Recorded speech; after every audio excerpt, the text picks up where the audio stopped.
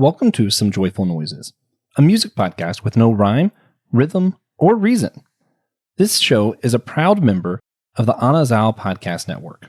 The reason we do this show is for community, not because any of us are music experts, but rather because we believe that music helps shape community, and that's something that's really important to all of us at the Anazao Podcast Network.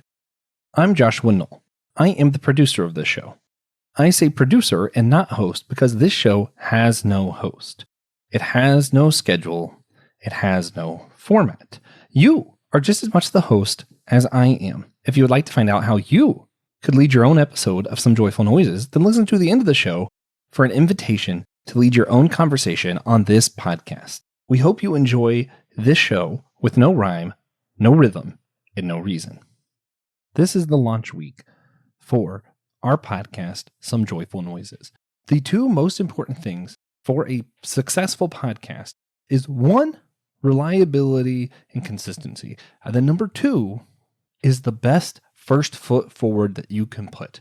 Since this show has no plan and no schedule, we're going to drop the ball on consistency. That means it's extra important that we have a good first foot forward, and we're asking for your help.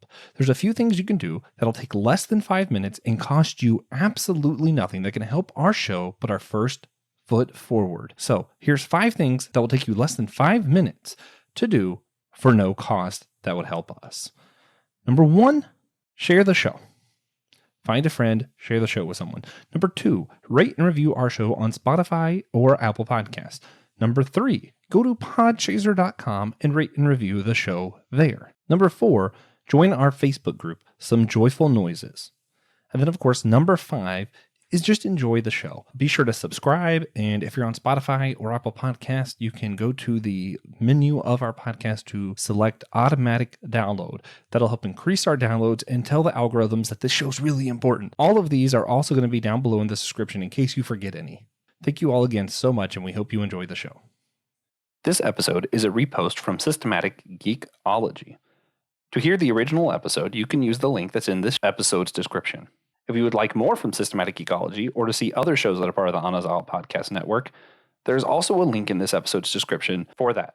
Enjoy this conversation about Taylor Swift's newest album, The Tortured Poets Department, by Joshua Knoll, that's me, Brandon Knight, Claire Knight, and Father Jonathan Resmini. Thank you again for listening, and we hope you'll all, with us, stay noisy. Could Taylor Swift help you pray better? And do you care what some Christian podcasters or theologians or priests think of Taylor Swift's newest album? Well, if you do, this is the perfect episode for you. Guys, today we will be discussing and reviewing Taylor Swift's newest album, The Tortured Poets Department. That might be the first time that I said it right. I always want to say Torture Poets Society for some reason, but it is Torture Poets Department. Guys, this is going to be a fantastic episode. This was kind of like a last minute thing. Like T Swift dropped this idea that she's going to drop an album, and I immediately texted my favorite Swifties that I know, which aren't young girls, but rather some bearded theologians, and one of their wives. I was like, hey, guys, let's jump on. And let's talk about T Swift. And of course, their reaction was immediately, hell yeah, we're talking about T Swift. Oh, man. Y'all, we realize this is a little bit outside of like maybe people's expectations. But I think it's going to be a fun episode. We're going to talk some about like the theology of like how we think about Psalms and songs. We're going to talk about Taylor Swift's album and what is fun about it, what's not fun about it, what we love, what we didn't love, how we feel about Taylor Swift's music in general. And we're honestly just going to hang out and have a good time. I'm Joshua Knoll, one of your hosts. I'm here with former host and expert guest, maybe the most common guest, Brandon Knight, the host of My Seminary Life. I should have done applause. Wait a minute. Let me, I can try that again. You have a soundboard? The host of My Seminary Life. Wow. Check that out. Yeah. Right. Also here with his wife, Claire Knight. Hello.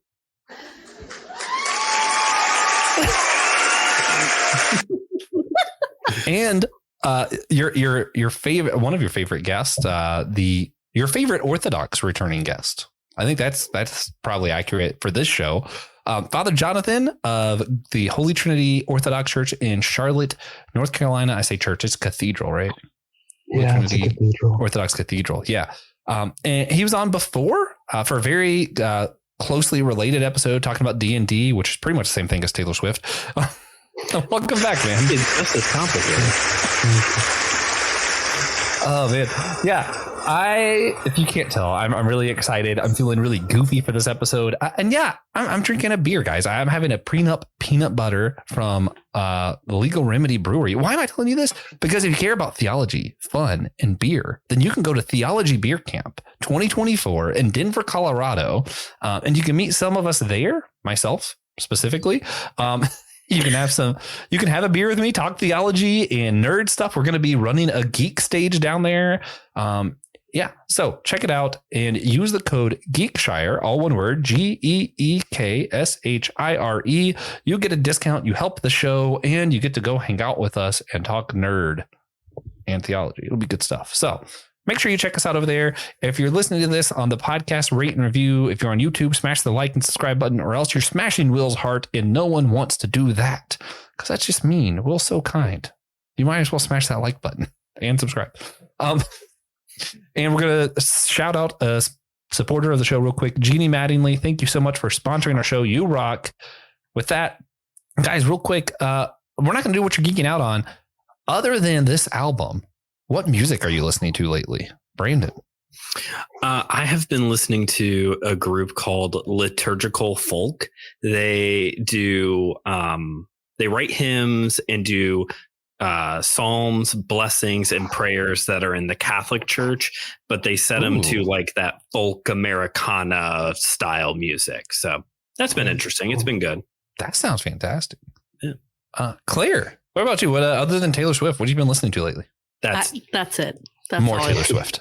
No, extra Taylor Swift. I actually have been listening a lot of Citizens. It's a Christian band, but not lame, I guess you could say. I don't know. I like their sound. Yeah. So, yeah. What's weird is like I felt that way when Ren Collective first started getting popular, and it's funny because it's like it's very Christian, but I think part of it is like it wasn't apologetic about it. Like a lot of modern Christian music, it's almost like apologizing for being Christian music, like it's trying to sound like it's not Christian music. And I like that Ren Collective was like, nah, this is Christian. We're gonna sound Christian, and it's fine. They're just honest about it, you know? Don't try to fool me into thinking this is rap. Sorry. Father Jonathan, what have you been listening to lately other than Taylor Swift? It's nothing in particular. I found like this, like I clicked on like a cover of some band. I don't know what it was in particular the first time. And now my YouTube algorithm is like flooded with these covers. So I just I keep listening to these playlists of covers on YouTube. Oh, man, one of my favorites. This is a little bit random. In Scrubs, at the janitor's wedding, they do an acoustic version of "Hey Now." And it's like it sounds like a real love song until he gets the "Hey ladies, what's colder than cool?" And you're like, oh, okay, this is not a real acoustic love song. That's awesome. Yeah, no, it's fantastic. Lately, I've been listening to Noah Kahn, talking about that like Americana folk music. I really like his stuff. It's like if Passenger was American, so a little less artistic, a little bit more angry. And sometimes I vibe with that. Sometimes I am a little bit more angry than Passenger is. He's my favorite artist, but sometimes I'm like, listen, man, you're not angry enough at the world. You should be angrier. Yeah, come on. What's wrong with you? And it's really funny because he actually wrote a song specifically talking about like how Donald Trump is like the worst. And it still just didn't feel that angry. It just felt like him saying this guy is bad. And I'm like, okay, but like, are you mad about it though? You're mad about it. Come on.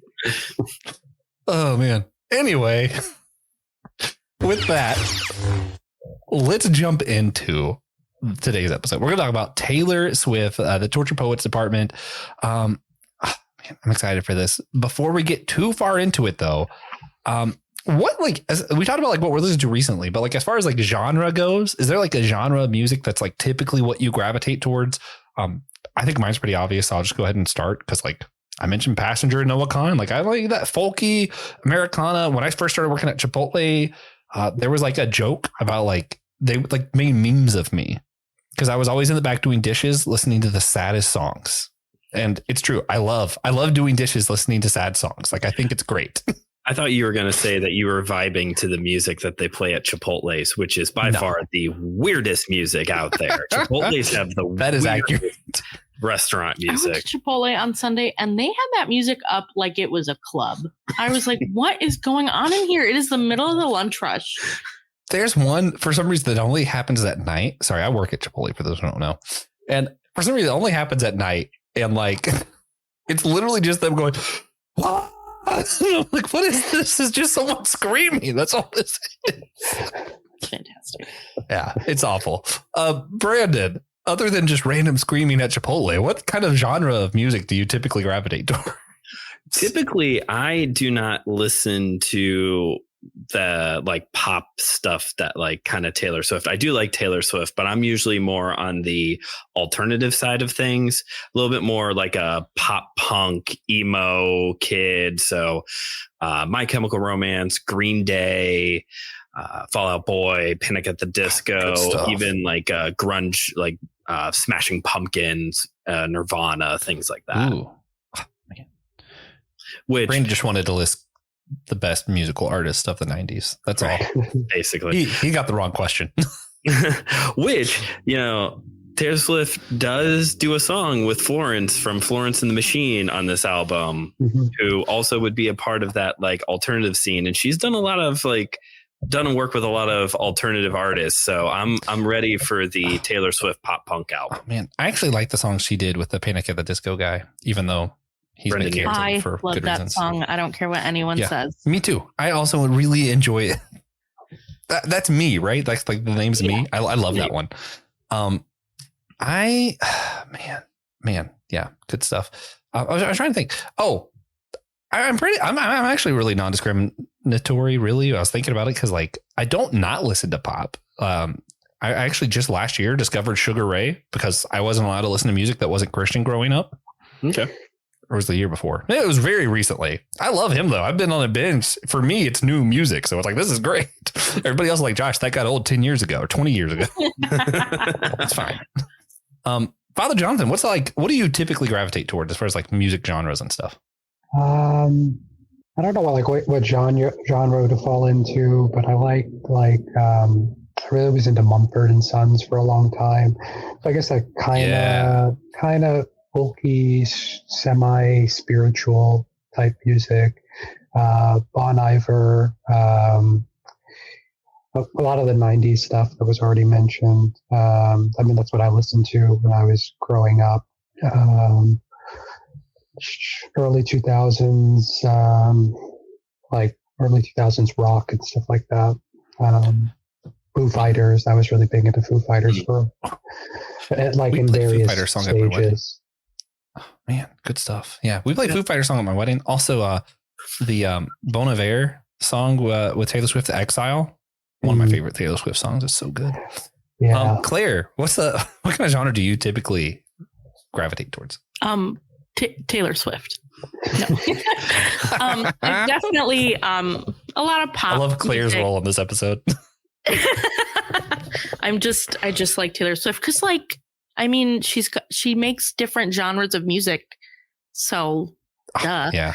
Anyway, someone said one time that she is the music industry because she touches every aspect of it, every genre. They're not wrong.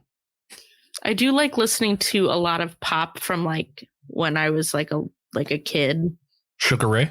I'll put on pop from the 2000s and 2010s. Sugar Ray? Not Sugar Ray. So sorry. Aww. I like Lady Gaga a lot. She's good. That's fair. I like Olivia Rodrigo. Mostly popular artists, but I'm also into pop punk. Grew up listening to Fall Out Boy, Panic at the Disco. Oh, man, I'm going to throw out one of my, I according to Christian Ashley, I'm entitled to at least one bad opinion per episode. And according to Joe Day, it's in the name. Nothing but bad opinions. Yeah. So, be prepared for just awful opinions at this moment forward. I did not like the song she did with Florence Pugh. And I was so upset because, like, in my mind, I'm going to this album and there's a song called Florida. And I'm like, hold up, that's my state. I love Florida. All I wanted was to love that song because Taylor Swift's talking about my state. Like, that's where I grew up. It's like my favorite place to be. And I'm like, this song kind of sucks. Like, I just did not like it. That's a bad It is. I like the Taylor Swift part. And as soon as the other lady started singing, I was like, I don't want to listen to the rest of this track. You don't like Florence and the Machine? I like other songs they did, but for some reason in that song, I'm just like, I've tried like 3 or 4 times because I want to convince myself. I'm trying to gaslight myself into liking it, but I just can't yet. If you can't gaslight yourself into liking it, maybe you can try hypnotizing yourself. I'll gaslight you. I need something. maybe I can get Father Jonathan to pray for me until I like it. I'll pray for you, honestly. What's so funny is, like, my wife likes it a lot. She likes that song a lot. And I'm like, man, I really wish I did. Because, like, we go camping on, like, this island off the Florida Georgia coast every year. And, like, I create a playlist. And I was like, I can't wait. I'm going to put the song Florida on there. And listen to it. Like, it's not going to make it to the playlist. It's just not doing it. They say Florida a couple of times in Fortnite. So maybe. Yeah, I think that one's going to make it. Because I did like Fortnite. Fortnite was good. Is that? I thought Claire was about to tell me that was a bad opinion too. Like, that's also wrong. brace for impact. just waiting for it. The reason why Florida is mentioned so much is because between the Florida and like Texas shows is kind of when like Joe's the breakup with Joe became like public and all that stuff. So that's why. I think that's why there's a lot of that makes sense. Mention of Florida. I wonder if it had. I was wondering if it had anything to do with Matty Healy. I was like, does he have a connection to Florida somehow that I just don't know about? Anyway, so that makes sense. I am going to go back to that in a little bit, but first I want to talk specifically our history with Taylor Swift's music. Let's let Claire start. Claire has been waiting to talk about Taylor Swift. So when did you just always listen to Taylor Swift, or she just talks Taylor Swift? She just gets to do it on a podcast now. Yeah, like a microphone to talk about it now. It's very exciting. Actually, the first album that I listened to like in its entirety was 1989. So that's what kind of got me into it first. And like, I, heard some of her, like the very mainstream songs, and I never disliked them. But 1989 was the first time I was like, oh, who's this Taylor Swift? Let me listen to her some more. But then, of course, she, went on a however many year hiatus after 1989. So my favorite album is Reputation. But I don't know. Now I just listen to all of it. I have a playlist that is just every single Taylor Swift song so that I can just put it on shuffle. And like, I don't know. I just like that she's got so many different, like with the different genres or different like moods of the songs. Like I feel like I can find no matter like what kind of music mood I'm in, unless it's like pop punk or something, like I can find something that she sings that fits my mood. So like, why do I need to listen to anything else, All right. That checks out, I guess. Father Jonathan, how about you? Like you mentioned on the Whole Church podcast, this is how this started. You mentioned that you were a Swiftie, and I was like, I need to know more about this. Father Jonathan just like be vibing with Taylor Swift. Yeah. I mean, it goes back to the beginning. I think I somehow got connected to like one of the songs from her first album, the self-named one. And I started listening to it, and then so I wasn't like a super fan or anything back then, but I like the songs. I'm always someone who appreciates good storytelling in music, and like she has a very a beautiful ability to tell a story that can connect to people. Mm-hmm. So, even though it was like angsty, like 15-year-old girl music in those first couple of albums, I still found it very, very great. And I think what really did it for me is there was one summer, it must have been the Speak Now album, because I went on a pilgrimage as part of like seminary. It was like right after I graduated with my Master of Divinity. And they sent us on a pilgrimage. We started in Paris and then made our way eventually to Greece. And we were in Greece for like a month and a half. And then we went to Turkey. And then I went to Palestine, where my good friend got married. I was the best man at his wedding, which happened to be in Bethlehem. And so I was gone for like 3 months one summer. And I was in Thessaloniki, Greece. That was like our longest stay in one place in Greece. I was taking classes in Greek at the Aristotle University, which is in Thessaloniki.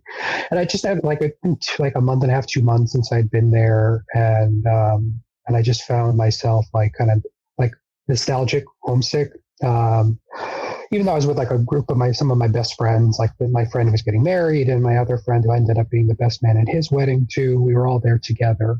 It was great, but so I think I started listening to the album, and then like I had a bunch of the music videos I was listening to, and like I had missed because that year she was on tour for that album, and I had missed the Boston show because I'm originally from just outside of Boston, and I thought I wasn't going to be able to see her because I was going to be in Greece that whole time.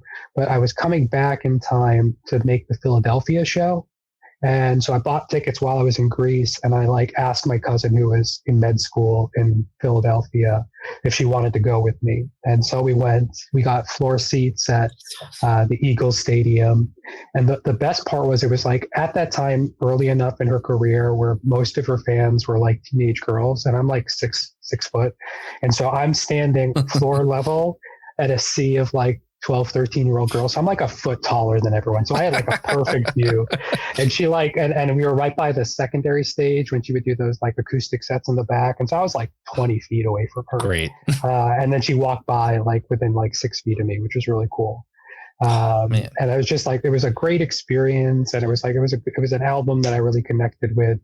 And then, I think it might've been a little bit earlier, like an earlier album that, I connected with some of the lyrics as like I was getting into a new relationship, and then that relationship like abruptly ended, and it was a relationship where we both liked Taylor Swift, and then like all of a sudden the other half of the album started to hit me in the feels, and then I think it's carried me through a couple breakups, including my most recent one, and now I can listen to those albums, and it like I think like Hours really like hit me because it was like that. I had like some of the experience you described in that song were ones that I had with the girlfriend I had at the time, and then the relationship had ended, and I just remember like listening to it, and it's like I totally get this whole experience. And now I listen back and like my mind goes there sometimes. My mind goes to like other relationships that I had, and there's a nostalgia that it like her music brings to me, just from like all the experiences I had in all the places around the world that I've been when I listen to her, and then also just kind of the stories that she tells that not in every way, but in many ways resonate with my own experiences. Yeah. Brandon, could you cover your first reaction with Taylor Swift? I know we're here to talk about Taylor Swift, but like Father Jonathan's whole flex about going on a pilgrimage and going around Europe on a pilgrimage and learning Greek where you should probably learn Greek was all very like, I wish I had that. Anyway, so for me, when it comes to the Swiftie stuff, I was a little bit more of like that stereotype. Well, first off, wasn't really into country music still really not into country music unless it's like in the form of Johnny Cash or something. So like the really early Taylor Swift never really, other than like the radio hit stuff, never really like caught my attention. But sadly, I was that stereotypical guy who was like, Taylor Swift is for girls. I will listen to other stuff that is for boys, because apparently music can be gendered. It shouldn't be, but we sadly do that. But it stopped being gendered when I was in college. And it was probably because I was around a lot of healthier people. I had healthier people in my life by that point. I was in college when Red and 1989 came out. It was like the beginning of college was when Red came out, and it was the end of college when 1989 came out. And I just remember like everybody liked Taylor Swift, and I was like, oh, I can like listen to, and I can listen to this, and like I won't be judged for it, and that's kind of cool, because this, you know, Red was the album where it shifted to more of like the pop sound, and especially at 1989 is when it shifted more pop and away from the country sound, and I was really enjoying the music then.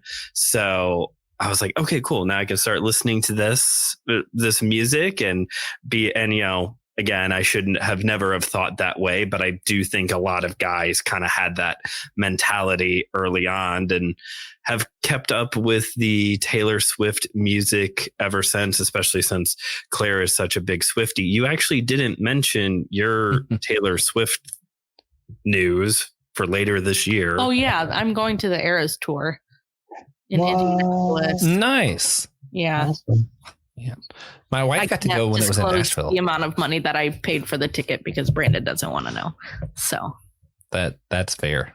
I understand that. Because you can only get 4 tickets. I sadly will not be going. I was the odd man out, but we did go see the Eras Tour concert movie when it was in theaters. And then we have watched the Taylor's version on Disney Plus. I still think it's silly, but I understand why, because apparently it was like a rating issue thing because she drops F-bombs in her music. But so I've seen the concert movie version, but she does get to go in November. Actually, something my wife mentioned that was really interesting to me is how Taylor went from like not saying any bad words to now all of her explicit songs are explicit specifically because she drops the F-bomb. Like she doesn't use other swear words that much, but she likes that word for some reason. It's a powerful word. Yeah. Yeah. I mean, I personally don't have anything wrong with it. I'm not going to say it on a live stream because, people haven't been warned on YouTube. There wasn't an explicit rating.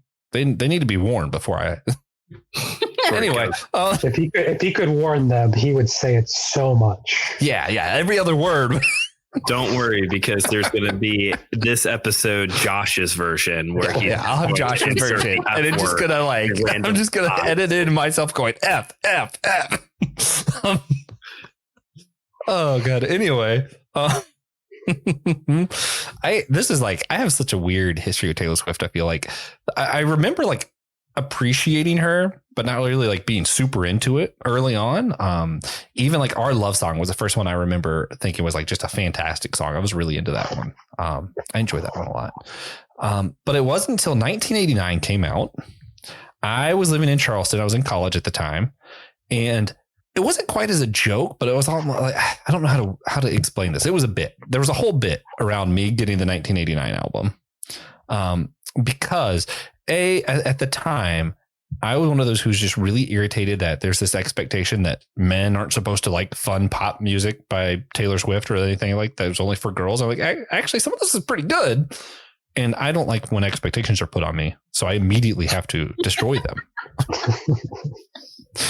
And then pair that with the Bible study I had going at the time when I was in Charleston involved one guy named Lee, who I could not explain to you why. I literally just couldn't explain to you, but people would just see him and for some reason assume he was racist. It happened pretty frequently. It made no sense to any of us. And one of our other friends who everyone like he was a African man who dressed like he was from certain kind of neighborhoods. So everyone made those kind of assumptions about him.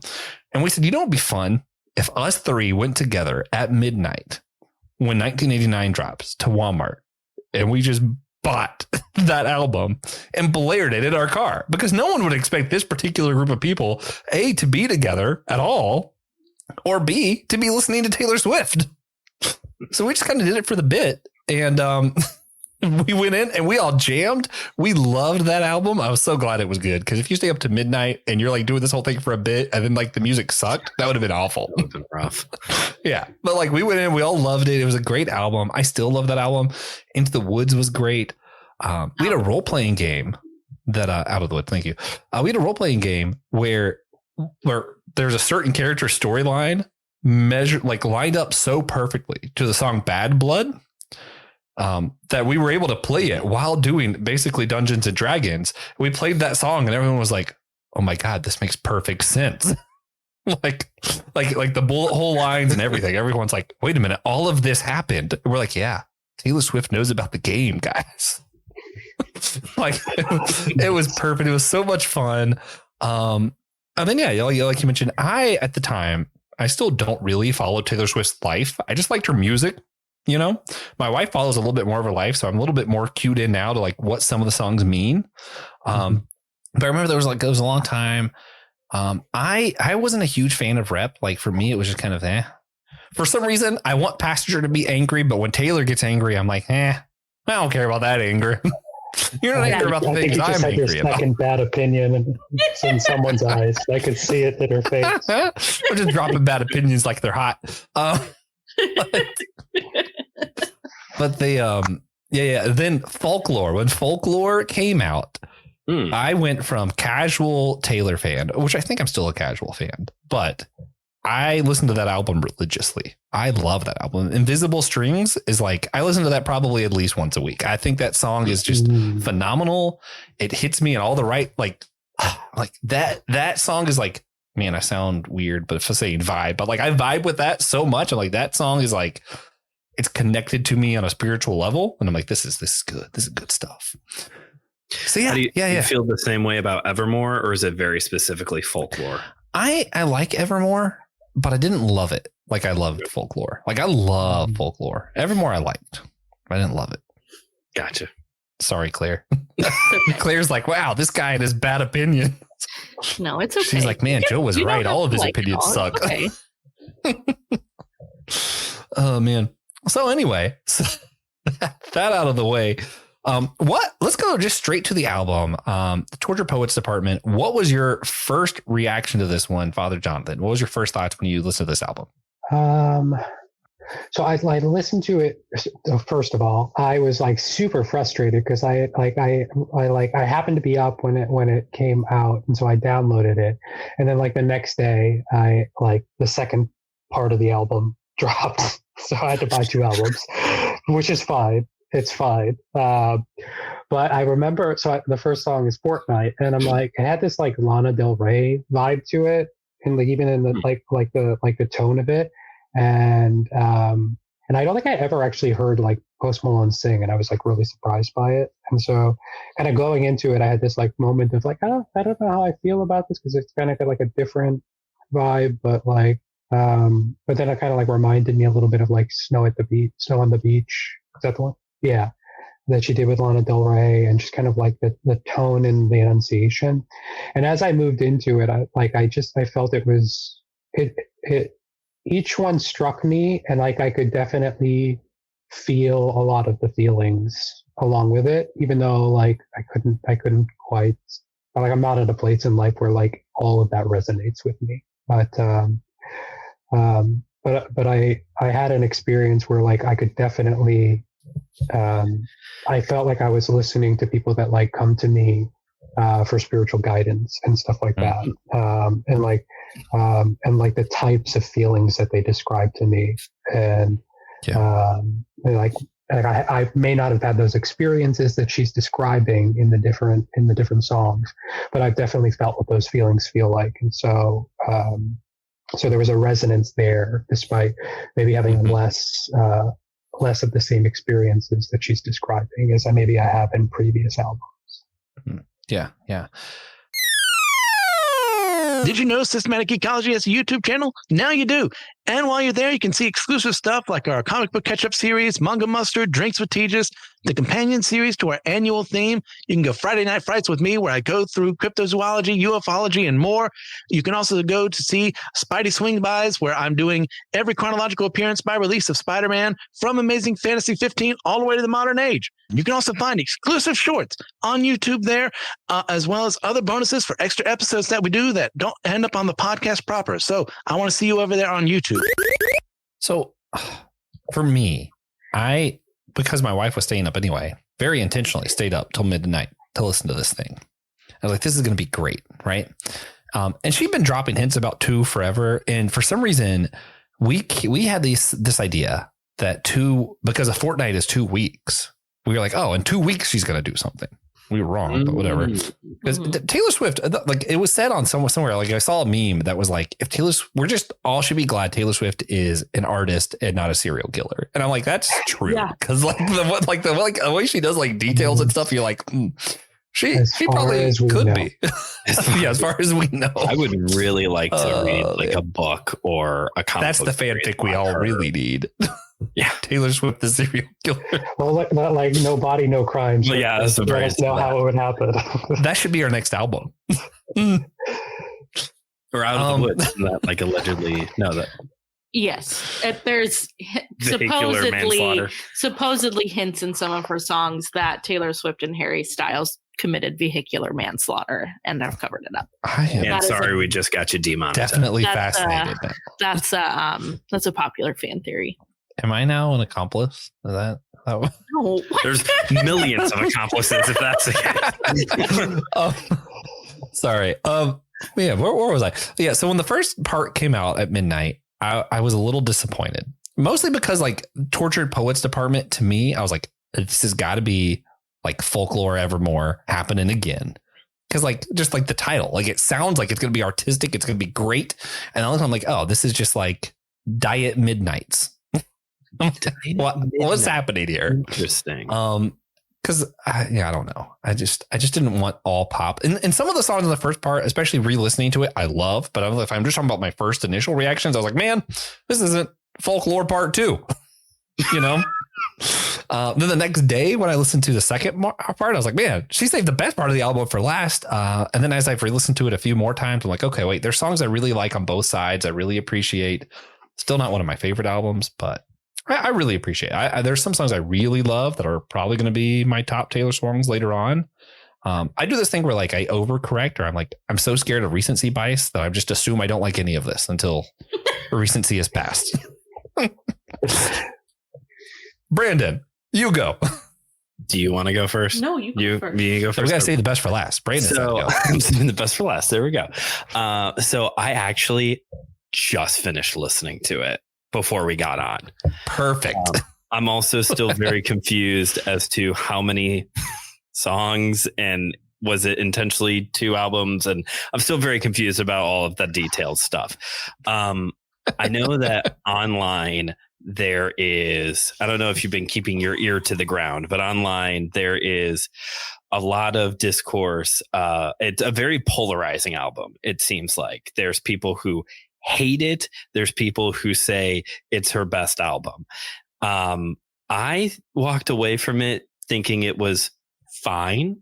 I don't think there was really, for me, I don't think there was really anything like, oh my gosh, this is like a mind-blowing song. And there wasn't really anything necessarily like, oh, this is trash. Like, I don't like all. What about the Florida song? No, I like the Florida song. I don't. You're wrong about that one, Josh. I'm sorry. It's funny that you say that it's Diet Midnights. I was getting more like 1989 with, there was like one, But Daddy, I Love Him was like, oh, there's a little bit of country kind of splashed in here. A little bit of country Taylor splashed in here. And that I did like, how she kind of like splashed a little bit of her roots in there, even though, again, I don't really like country music. It was mentioned earlier by some of y'all that like, you know, the songs that are about like the breakups are like the ones that like really resonate with you. For me, like those songs are good. I'll share an unpopular opinion. The Taylor's version of the We Hate Jake Gyllenhaal song. The 10-minute version is incredibly too long. But for me, it's the songs about identity that have really connected with me. The Man is my favorite Taylor Swift song, followed up by Antihero. Those are like my two favorite songs. Those that's fair. Really I don't agree, but that's fair. Oh, okay. I'm sorry you don't agree with my favorite songs. You tell me what my favorite songs should be. No, I mean, like, they're not my favorites, but I'm like, I definitely can see where you would resonate with those. Yeah, like, that makes a lot of sense. Those are good songs. And at least upon listening to it one time through now, again, I think it's fine. But there wasn't really any songs that were like that identity focused, at least upon the first listening, that really caught my attention. So when I go back and re-listen to it a few more times, maybe one of them will stick out a little bit more. It's definitely not her worst. I don't know if Taylor Swift has a bad album. I mean, again, the country music one is just not my favorite style, and she was young when she wrote it. So like, yeah, it's going to appeal to a very certain group, and that's perfectly fine. I would say the people who are saying that it is her best might be a recency bias thing. And I definitely agree with you, Josh, on the recency bias thing. Cause I really like 1989, but Midnights like really I really liked Midnights when it first came out. And I was like, no, this is just recency. But now I'm like, okay, no, I do really like this one too. Yeah. I thought that I overreacted to Midnights when I was like, I don't like this one. And as time's passed, I realized I just don't like Midnights that much. Yeah, I don't know why. It's not a particular reason. It's not like I'm like, oh, this one sucks. It just didn't click with me. I don't know why. Claire, what are your thoughts on Torture Poets Department? Initial thoughts. Well, unlike you amateurs, I knew that Taylor Swift was going to do something in the middle of the night because that's just her style. And so knowing that this was going to be an emotional roller coaster, got a full night of sleep the night before so I could wake up rested and fully be able to absorb this album, because I knew it was going to be smart rough, which it was. I got home, I listened to it at work and stuff, and I got home and I was exhausted. It was like, I just feel like I'm emotionally spent. I will say I personally like the first half better than the second. I feel like there is a point in the second half where I was just like, hold on. And this might be just because it's the second half. And so I had listened to so many songs, but like, I just was like, is this a new song? Are we still singing the same song? Did she do another 10-minute song? Oh yeah. A few of them but did I think run into each other. Going back and like shuffling and listening to it on shuffle and not necessarily in order, I'm like, oh, okay. When it's not like 4 sad, slow songs in a row, I think I like it a little bit more. I think it just got to a point where I was like, Taylor, I think I'm going to need some therapy after this. And can you pay for my therapy? Because you're a billionaire. So, and you did this to me. It's true. She is the music industry, as Father Jonathan said. She is the music industry. That's now an ordained statement. I will that's a joke, everybody. I will say I listened to the manuscript on the way home from work. And it was like, I texted my future sister-in-law and I was like, I feel like this song both broke and mended my heart at the same time. Like, yes, I don't know. Accurate. It just like, for some reason I like got done listening to it and I just sat in my car in silence for a little bit. The final track, right? Yes. The final track. That one was just emotionally, that one was rough to get through. I'm like, am I supposed to feel sad, happy? What? And I'm like, this is Torture Poets Department. That's what it's about. Here's the thing. We all thought that we fit heard the title. Torture Poets Department, and we all thought, oh, she's, a student at Oxford and it's fall time. No. True. She was talking about a mental institution. We thought dark academia. She said mental hospital. Yeah. Correct. Okay, so before going on it, we've kind of hinted around this topic. I want to get a little bit more before we. So here's how we're going to do the rest of this episode. And I know we're 42 minutes in, and I just wanted an excuse to say 42. Sorry, guys. We're going to discuss like how we think about songs in general, and then we're going to get into specifically. We want to talk about Guilty as Sin. I did because I think lyrically that's the one where if some people who dabble in theology at all are going to talk about this album, they have to talk about that song, in my opinion. Oh, they are. Then we're going to go through, and this the hard part's going to be before we rate it 0 out of 10. We're going to go through, and every one of us is going to pick 2 songs. We're going to go through in order, and every one of us gets 2 options to say, "Stop! I want to talk about that one." So in total, we're going to do 8 songs. We can't both pick the same song, so we don't know who's going to pick what because we didn't go over it beforehand. Because I thought that would be more fun. So if we go through the whole list and someone still has a song they haven't done, we might go back to a few. We'll see. Then we're going to rate it, and then we're going to wrap this up. So first, as someone who's, I personally, I'm very passionate about hermeneutics. It's something I spend a lot of time with, and that kind of just, it's something I care a lot about. And that's like how we study the Bible, how we think about the Bible. And yes, this is a Christian podcast, so we got to throw this in there. And I'm sorry, we'll still talk about, look at that. She's so pretty. Taylor Swift. But the reason this is important, because when we think about songs, it brings me back to some of how I have wrestled with biblical psalms. Songs, psalms, they're basically the same thing. Hang in there with me, guys. Words you're meant to miss here. Yeah.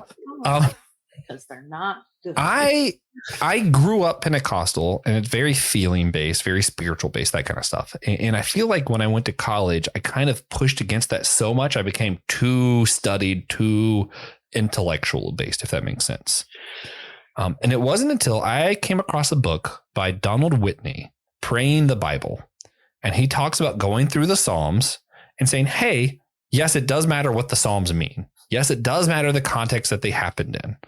But it's also okay and even good to just read the Psalm, and whatever you're feeling, pray to God about that. Because ultimately, songs and music and Psalms, they're about feelings.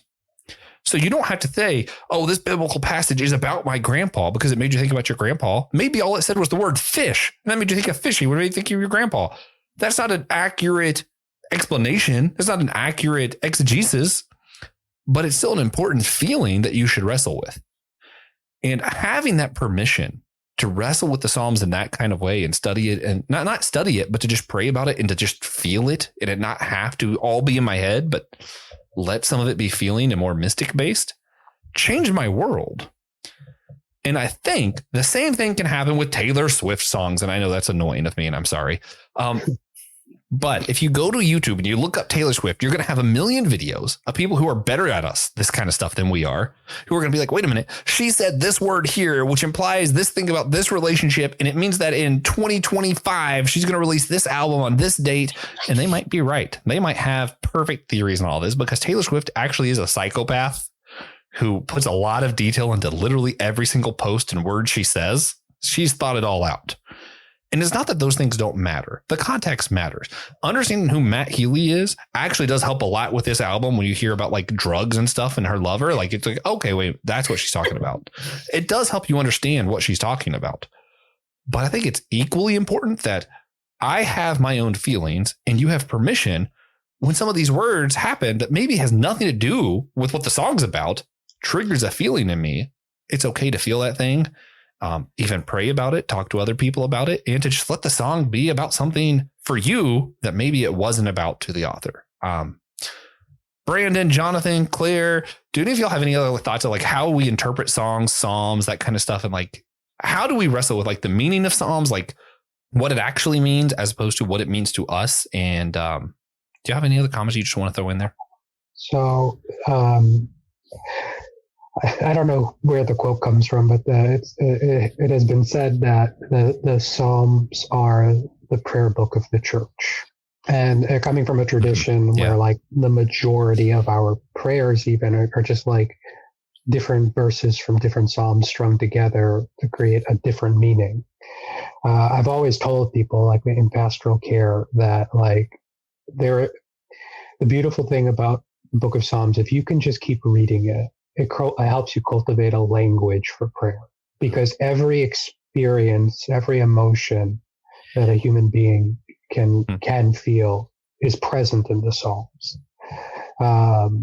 Anger, fear, betrayal, sorrow, joy, hope, love, all of those things.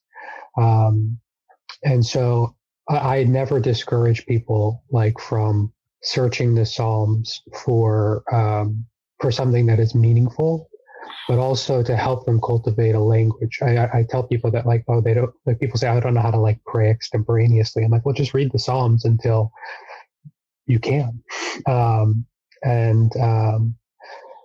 But I like what Josh, what you said about like this, like having permission to experience the feelings. And in my pastoral ministry, so much of what I do, because even though like we have a tradition of confession in the Orthodox Church, but I always see it as soul therapy more than anything else. I'm not there to listen to the things that people did wrong. I'm there to help them discover their wounds and traumas and provide them with pastoral care to help heal those wounds. And a lot of what I say to most people is your feelings are always real, but the stories you tell yourself about them might not be true. And so if there is something that strikes you in music and there's a feeling there, like that is an invitation for you to delve deep in your interior life and explore, is it a joyful feeling or is it a sorrowful feeling? Does it elicit anger? What's that anger trying to protect you from? What deeper wound maybe is that anger trying to protect you from? And so if a song has the capacity to do that, I think it doesn't matter who it's by and what the context is, even if it's about something completely different, it is an invitation for you to explore your interior life. Yeah, man. I'll hop in. So I do know that Dietrich Bonhoeffer's book on the Psalms is called Prayer Book of the Bible, just to kind of continue to double down on this idea of like the value of praying Psalms and sitting in them to help you process what you're feeling. Because, one of the many talking heads that we have heard on TikTok talk about this album was going into about how, looking at this album in particular, Torture Poets, it's a bunch of complicated feelings. Maybe Taylor Swift wasn't trying to write the next, Grammy winning album. She has enough of those awards anyway, but maybe this was just a cathartic experience for her. And I think the Psalms can definitely be a cathartic.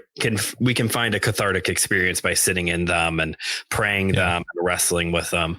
I'm going to also circle back to one thing you said, Josh, because author original intent is something that for me is very important. And we are in a time where that's not as important. What I am thinking or experiencing about a thing, that is what it is about, and that's it.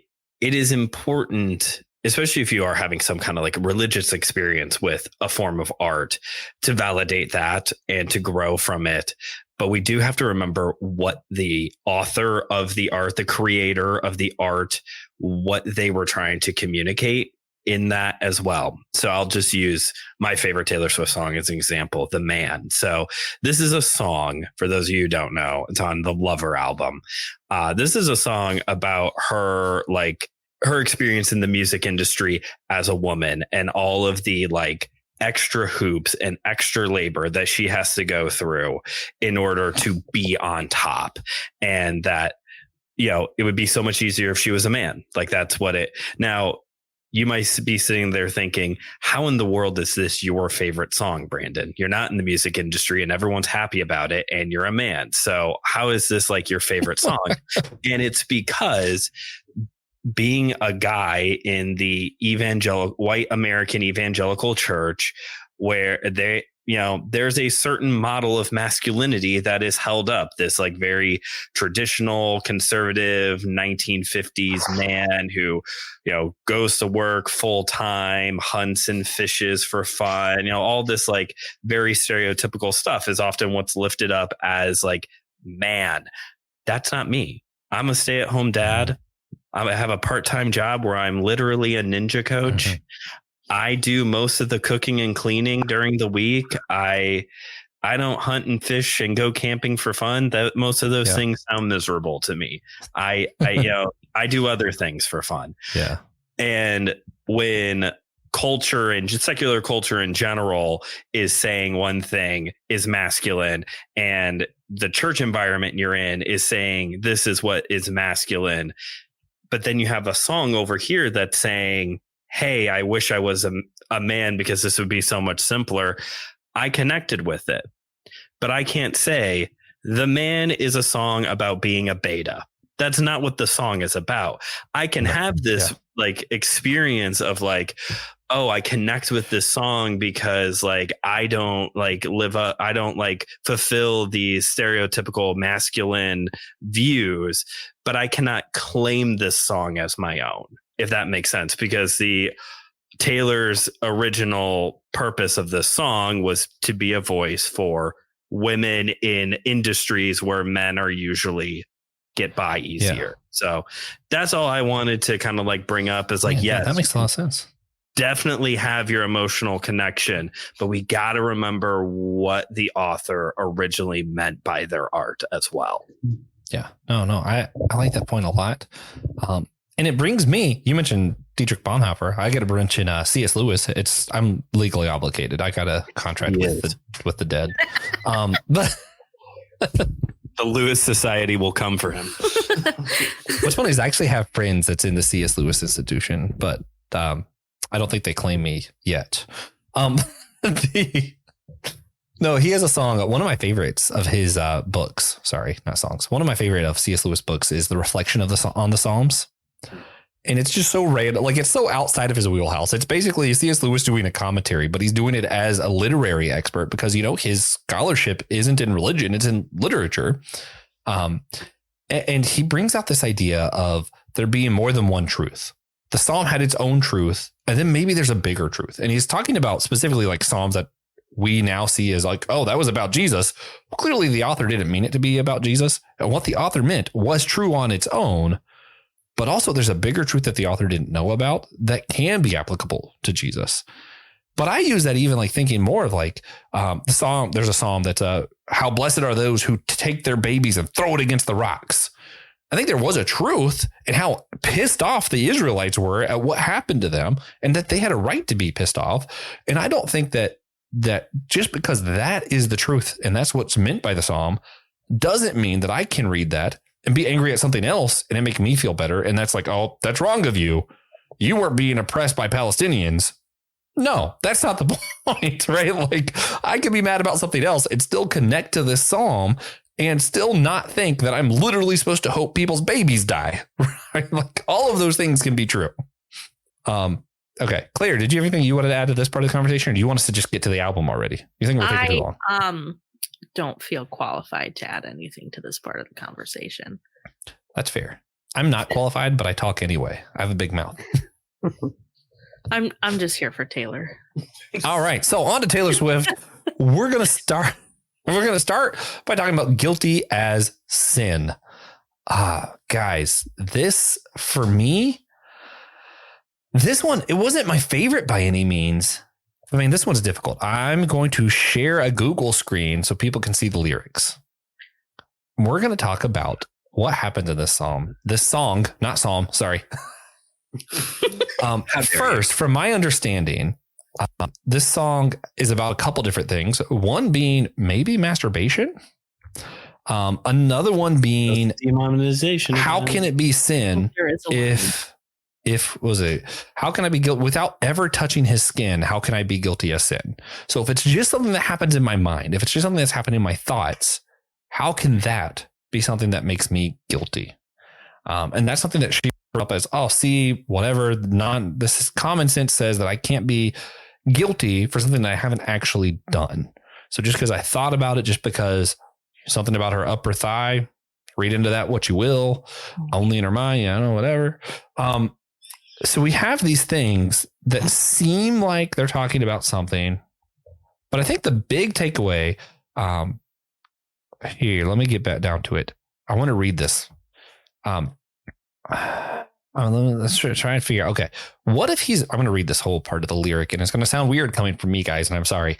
What if he's written mine on my upper thigh, only in my mind, one slip and falling back into the hedge maze?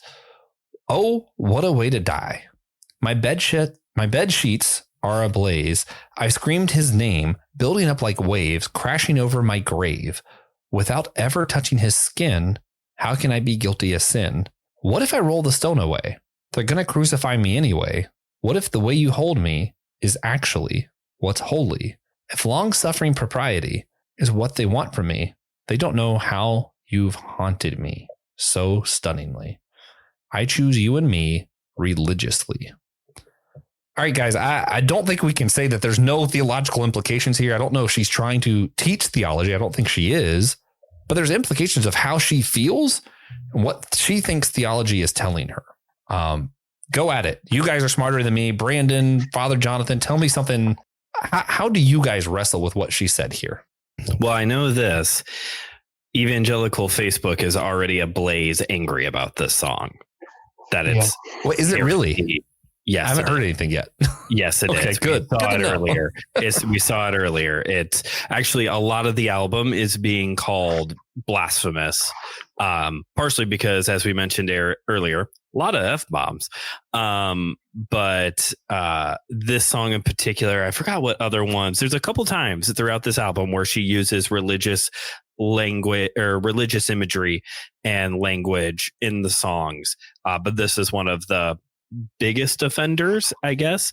So yeah, I'll just put that one there of evangelical Christianity is already very, very mad about all of this. Yeah, that checks out. I would like to contextualize it too, because they're like part of me just like looking like what's happened in relationship to her in the news, especially the like right wing news. That's maybe some of those groups are kind of keyed into. Like there was an anticipatory attention paid towards Taylor Swift, like given the nature of what's coming up in the political realm and like the whole, right wing conservative media stuff around her and Travis Kelce and like the Super Bowl and all of that. And so I think that they're like, I don't know that this isn't the case, like this is the case, but I do think that I think there was scrutiny was poised already coming in from certain groups, and so I'm not saying that's the only reason, or even if that's is a reason, but I think that there was a part of me that like anticipated some pushback from certain circles, just in general, and I think the language kind of gave reason for it more than just like. If it was just like a lot of F-bombs and normal breakup stuff like that. But I think that the fact that the like attention was already directed towards her and what she was going to say or what she has been saying, and then to use language that, I mean, it's in many ways it's just drawing from ideas, religious ideas. But it's like not the first time that she's talked in a way of like love somehow being like sacramental in a certain way, and physicality and in relationship being somehow sacramental. So it's not the first time that she's talked about it. Yeah. Also building off of what Father Jonathan was saying there earlier of, right wing media may have been poised for an attack from the get-go, no matter what the album was going to be. We were talking earlier about how, she's not the first secular artist to use religious imagery in a song, but sometimes these songs get a free pass because someone in the group is a professing Christian. U2 is probably one of the biggest examples of guys who throughout their entire career have been writing music that has religious imagery in it. They're a secular band, but Bono is Catholic, or I'm trying to think of Lifehouse would be another popular early 2000s group that the lead singer and I think a couple of the other guys were Christians. So they have like some very clearly Christian songs, and no one really thought much about it, but it seems like because Taylor has never expressed any kind of like religious anything before. Fact check. No, that's not true. Okay. I mean, growing up, I don't know what she would say she identifies with. I'm glad I said fact check. But in the documentary she made, Miss Americana, she says, because she's talking about like, this is what people in Tennessee who are Christian want. And she was like, I live in Tennessee. I'm Christian. That's not me. So that it's, a little bit older. So maybe she does or does not identify that way any longer. But I mean, I think she grew up in a Christian background. I do believe when I was in like middle school, high school, it was like, oh, Taylor Swift's a Christian, her and the Jonas Brothers. Right. Where, they were okay because they're Christians, even though they're not Christian bands. You can still listen to them because they have purity rings or something. Yeah. I think she's like more casually Christian, like most people who think of themselves as Christian. I'm hoping not to let this conversation get too off the rails here. One, masturbation is a tricky subject, whether or not we think that's okay or not, or if that's what she's talking about. That's a whole other thing. It doesn't seem like she's talking about watching porn specifically. So it's kind of like, shrug. There's a lot of different theological diversity around whether or not masturbation's okay. I don't know, man. But specifically, I mean, what's weird is I feel a little bit like a hypocrite because I really have a disdain for the Florida Georgia Line song that's holy, that's talking about love being something that's holy to them. But they holy represents as an acronym to mean high on loving you. Yeah, I was going to say it was an acronym, and it still bugs me. That song just bugs me. I'm just like, wait, that's not what holy means. Stop. Song, but and part of this does irritate me a little bit. I think the thing though is Taylor's very clearly, in my mind, not making theological statements, but saying what she feels. And I think it's important for those of us in ministry and not in ministry to realize this is how a lot of people feel. They feel like a lot of Christian culture or people who say that they're Christians are saying, all you're doing is sin. This is a sin. This is a sin. This is a sin, blah, blah, blah, and attacking them. And they're like, what? I didn't do anything. How can I be guilty? I didn't do anything. Would you liken, this is for everybody, not just Josh. Would you liken this song to Take Me to Church by Hosier? That's a good song. That's different. I mean that song popped into my head. Yeah. What's the one where she's like, I think tonally it's the same. It might even be the same chord progression, but it's where she's like describing the person as her drug. I forget the name of that song. Oh, that's on Reputation. I remember that one. Yeah, I know what you're talking about though. Oh, Don't Blame Me. Blakey. Yeah, Don't Blame Me. But like, I think the chord progression like kind of lines up. I've heard like mashups with that. So like, I think I automatically kind of went into those kind of like those two songs together. Yeah. And I think contextually, like just I don't like although there's language like roll away the stone, like crucify me and stuff like that. I honestly like I'm thinking about the criticism that she would actually be getting like if she's writing this, and I don't think that she's looking like I don't think that it's religious. Like it's criticism that she would get for having feelings or having thoughts about another person or engaging in some type of relationship with another person coming from like a religious group. I think it's just like so much of her experience has been being under the microscope because she is one of the biggest, if not the biggest artists of like the last 10 years. And so she's constantly being criticized externally, and she's using the language of sin, but I don't know that it's like sin like a Christian would understand the idea of sin as much as it's as it's much of like a social faux pas or something like that she's saying, and like it's just happening in my mind, but I'm not like going out there and doing it, but would it really be so bad if I just like did this, like just kind of engaged in this relationship, even like despite what everyone says about it. You know, you can take it for what it is about who she's talking about, of this particular, she's maybe. And so, so I like, that's it. So that's the only thing like I would say is like, it's challenging because this is language that like people are like familiar enough. And I'm trying to like go back to like, I didn't grow up in the church or anything like that. I kind of came to it like a little later. And, I wasn't like, I saw the Passion of the Christ. That was like the first time I really heard a story of the crucifixion, but like, I knew like, this is the type of language I would understand being unchurched and unfamiliar.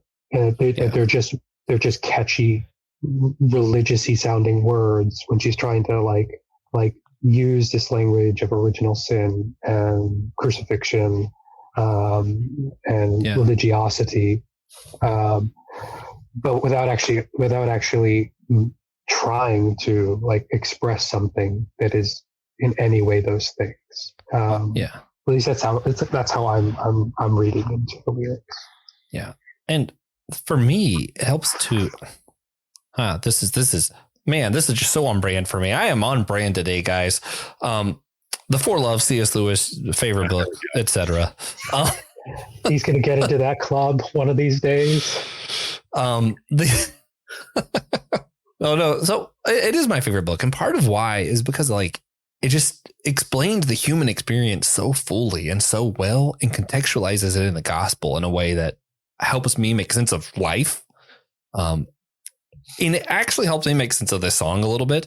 So in the book, he breaks down how all of our loves are more or less a reflection of the real ultimate love, which is God's love. So to think of our romantic loves and be like, man, it feels sacred, it feels holy. It should a little bit, right? Like it should, because it is a reflection of something that truly is holy. So it makes sense in a way when she says, what if this is the thing that is holy? I understand that feeling. I think it's only a reflection of what's truly holy, but I understand where that feeling is coming from. And I think she's describing a feeling and not saying it is holy. She's saying, what if this is what's holy? Because that's what she's feeling. And to me, that makes a lot of sense. Yeah, I'm reminded, as you said that. So there is I want to say 10th, 11th century saint. His name is Saint Simeon, the New Theologian, and he wrote a series of poems called Hymns on Divine Eros. And oftentimes we when we think of divine love, we're like kind of thinking of agapic love, like self-sacrificial love. But he kind of like, and this kind of draws back into Old Testament, like, the Song of Songs kind of love. Like there is a way in which erotic love, like God loves us in a way that's erotically desiring us. And we are meant to have that same type of erotic love, this love that is desire and eros, towards God. And even like in some of the hymns, like there's like, I wouldn't say it's explicit, but like he likens the relationship of a human being to God to the coupling relationship within the dynamic of a husband and wife. And I mean, this is like Christian from 1,000 years ago, like realizing that there is something in the human experience of this particular type of love, that can speak to the dynamic of our love for God and God's love for humanity. All right, are you guys ready to go through the album? I know we're already an hour plus into this, and I knew this was going to be long because we can't not let this be long because it's Taylor Swift of all things. What else does Geeks talk about other than Taylor Swift? Just got to do it for like 13 hours, Yeah, it's fine. All right, if you guys are ready, I want to jump in. Like I mentioned, what we're going to do, we're only going to talk about 8 of the songs. There are 31 songs, so of course this was going to be a long episode. 122 minutes of content, but we are only going to talk about 8 songs. I'm going to start at the first song. I'm going to list them off. You guys say stop when you're at one you want to talk about. The only other rules, here's we go, because my favorite songs are not going to be the two that I want to talk about. So you get thumbs up, thumbs down for those on YouTube. Or if you need to say, you can't do a whole sentence. You can do a half a sentence comment if you want of, oh, that's a good one. Or, wish we could talk more about that.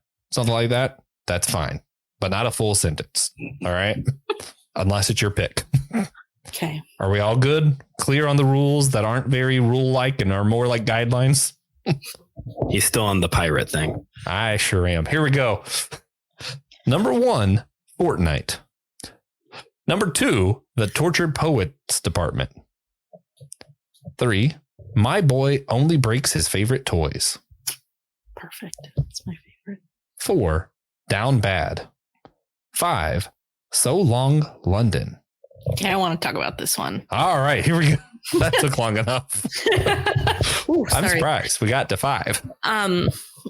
So I liked this song, but the reason why I want to talk about it is because I feel like this is a really good example of, I feel like everyone was kind of obsessing over like, who's the song about? Is this song about Joe? Oh my gosh, so many of these songs are about Maddie Healy and all of this stuff, even though she's like telling us like, oh my gosh, please stop talking about my dating life. Like, and so like, this is just one of those songs that I was like, I guess on the surface, everyone would just assume like, oh yeah, this song's just about Joe. But I really liked this song because I feel like it really encapsulates that going through a breakup, especially with like a longtime partner. You're not just losing that person. She lost her life. Like she thought she was, going to be with this person and they were going to live in London, and she loved being there and she loved, all of this stuff about her life. And now she doesn't get it. Like she can't have that because the relationship's over and she has to say goodbye to all of that.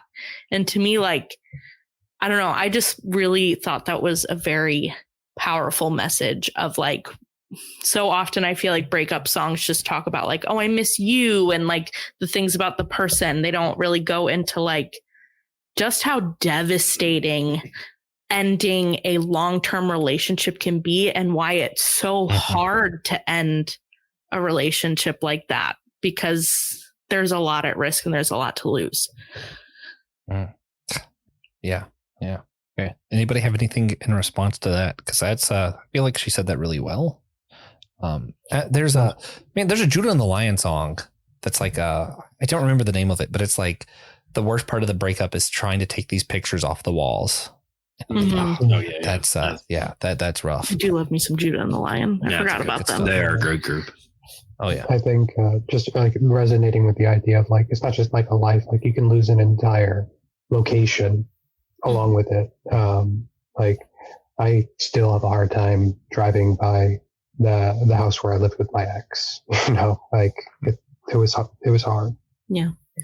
I like think about like, she's going to go play a bunch of shows in London and like, she's going to do it cause she has lots of fans there, but like there, it's like forever, anytime she goes back there for a tour or whatever, like there's going to be a certain filter on it. Even if she's healed and everything, that's going to hold some emotions and stuff there. So. Yeah, man. Yeah, no, that's rough. All right. Are we wanting to move on to other songs? Can we move on to other songs? This album's so rough, man. All right. I'm going to try to move on and let's see where we stop next. But Daddy, I Love Him. I like that one. All right, here we go. Oh, yeah. Is that a stop or is that a one? Yeah, it's a stop. I didn't let us get very far. This one is the one like I've listened to the most so far. And I think part of it is I like that country quality that was nostalgic for her early stuff. But then also, it is a story song, like it tells a narrative. Not that other ones don't, but like this like follows the pattern of the story, much like a lot of her earlier songs did. then part of it is like, yes, there's also these kind of like critiques of kind of like some of the self-righteousness that you see in some kind of like traditional conservative communities, and like this idea of like a wild young love, that like I'd say it's not something like I like personally relate to, but like I can understand how a person who's young and has like all these feelings like flowing through their head, and hormones and all of those things, like how this scenario could play out, just not totally understanding, and then like have it like switch towards the end, like it's like a natural relationship, and like things can work out. And so there was something about it that like I feel like this is the type of like pastoral, I could see myself having a pastoral conversation with someone who's like working through this, and like how one like might expect, I'm a priest in a pretty conservative Orthodox Christian tradition, that I might like be the like a voice like that is the criticizing of like kind of the lifestyle choices of someone, but every ounce of my body and like my being, if I were to be confronted with like an experience like this, would be inclined to just try to understand where that person is coming from, and like I felt a sorrow for this character, both because of what she was feeling, and then also with like what she was experiencing from like her family and like the church people and all of that, but then also like a sadness that like this is the emotional maturity level of like that this person is stuck at and not able to see, like it's not oppressive. There's a reason why we have to be mindful of like how we give ourselves to another person, because it may be beautiful and exciting now, but you never know, like you don't know what will happen and what will be taken from you, like not just like the parts of you that might be taken when something that is like exciting and crazy and driving through fences in a relationship.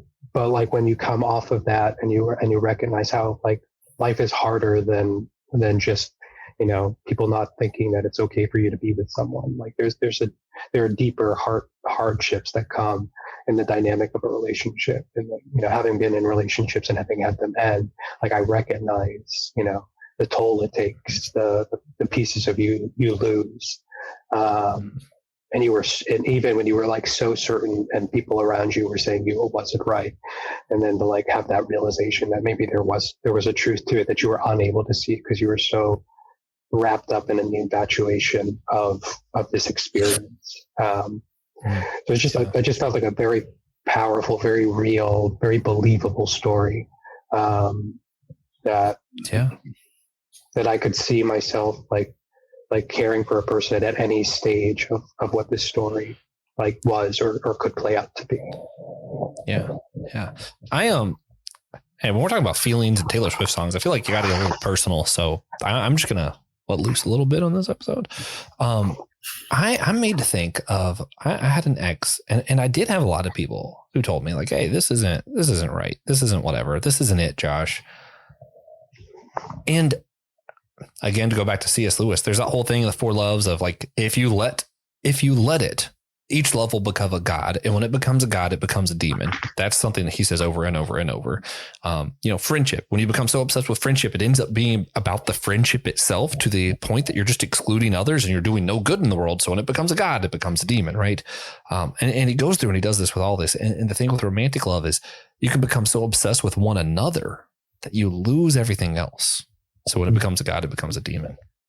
And what's crazy is I look back on it, and even to this day, I can't point and go, yeah, she was bad for me. some stuff that literally no one could have foreseen happened that caused it to become something that we couldn't stay in, that I tried to make happen anyway, just because everybody else was telling me that it was wrong for me. And I was like, well, the reasons you think are wrong are false. And since you're wrong, I'm going to stay in this relationship just to prove you wrong. And that became really, really toxic for me, and led to a lot of terrible outcomes just because, well, you said I can't, and I know your reason why I can't is wrong. So let me be right. And let me show you that I'm right. And yeah, that's unhealthy and bad. And that's not what this song's about, but it brings up that feeling. Yeah, no, I mean, I think I relate to what she's saying of just like I had an ex that like all of my friends and like that friends and family didn't really like, not that he was like bad, but it was just like, but I just wanted them to all shut up because I was like, but I'm happy. Why can't you just be happy for me? Like, and I feel like that's kind of a little bit what she's getting at of like, just stop talking about my dating life and let me do it on my own. Yeah. We might talk about it later, but there's another song where she's like, my good name is something for me to ruin. Like, you guys can butt out. It's the same song. That's this song. Good. That's a good one. Anyway, sorry, I don't know all the songs yet, guys. I've only listened to it like 3 or 4 times. Anyway, all right. Is everybody good to keep going down the list? All right, here we go. Fresh out the slammer, Florida. Boo. Where's my thumbs down? Guilty as sin. We already talked about that one. Who's afraid of little old me? I can fix him. No, really, I can. LOML. It's a sad song. I can do it with a broken heart. Me. I was gonna. Thank God. This is one of my favorites, but I don't have a ton to say about it. So I'm glad you do. Yeah. So like I said, I've only listened to the album the one time so far. So I don't have a lot to say. I don't have a lot to say about many of the songs. But when it comes to this one, I think this will be the one that ends up being my favorite from the album. Because as I mentioned earlier, the ones that are a little bit more about like identity seem to hit with me better. And there's a lot of that in this song. There's some of that in this song, of just like, it's very relatable of you got your heart ripped out and you have to still go to work. Now for her, going to work is being on stage in front of thousands of screaming fans and having to pretend like you're happy while you're up there. And that's very different than me having a bad day at home, Cooper being very fussy, and then I have to go to work where I teach children. So, it's not a good one-to-one. It's apples and oranges, but it's still it's again, kind of like trying to relate this to just personal experiences of like, everyone has had that time where you're depressed, you're anxious, you're whatever, and yet you're still expected to go do a thing. I did my grandfather's funeral back in November. My family, my dad came to me and wanted me to put the service together, to preach, to do the graveside. And because I love my family, I did it, but it was a very awkward grieving experience. And, again, just kind of that like, people are, as we just got done talking, people like watching everything you do in your dating relationship, and then your heart gets broken and you have to go on stage and sing about how, tonight it's a good night to, I'm feeling 22 and all this kind of stuff, even though like your heart's ripped out. I know when you're talking about Taylor Swift, you shouldn't bring up Katy Perry, but when Katy Perry had like a concert movie come out years ago, and part of the movie was showing when Russell Brand sent her the text message that they broke up. Like that's how he broke up with Katy Perry. It was like through text moments before she's about ready to go on stage and do this big like show. And you just see her like backstage just sobbing, and it's 3, 2, 1. And she goes, just like puts on this big cheesy grin and just goes into the show. Plus, I just really like the line. It's very catchy and trendy on social media right now. I'm so depressed, I pretend it's my birthday every day or something like that. Great line. That's a very the pop punk guy. Like I find that to be a very pop punk line. Like I could hear Paramore sing an entire song revolving around that line. So I love the line of "I'm miserable and nobody even knows." Yeah, like where she sounds extra Barbie for that. I'm like, that's perfect. My favorite is "I cry a lot, but I am so productive," and I was like, yeah. And every millennial said "Amen."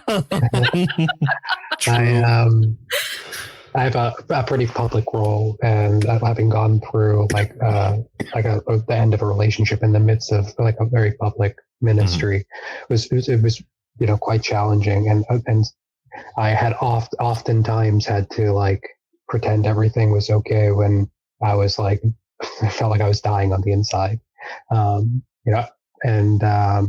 so like this really kind of very much resonated with experiences that I had. I mean, it's like no one's expecting me to make hit marks and stilettos, but I certainly there were certainly aspects of it, and then this was just like I don't want to like go on too long because I know we're pressed for we have a short amount of time, but I recently have been getting into like old anime shows and stuff like that, and for whatever reason, like the slice of life romance ones are just kind of like popping up in my proposed things.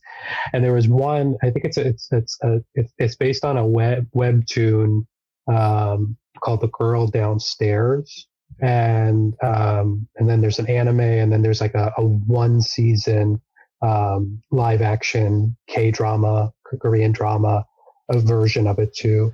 And it's like this like kind of broken former pop star who like goes through this like existential crisis, ends up like living, like he gets dropped out by her manager in this like rundown like house like on campus of a university in Seoul, and she ends up like meeting her upstairs neighbor, and like they slowly fall in love, and then she's like sued for copyright or sued for like breach of contract, and she has to like go back into the pop star life, and in order to do that she has to like break up with the guy that she's seeing in the regular world, and it's just like the different versions, like the webtoon versus the anime versus the TV show.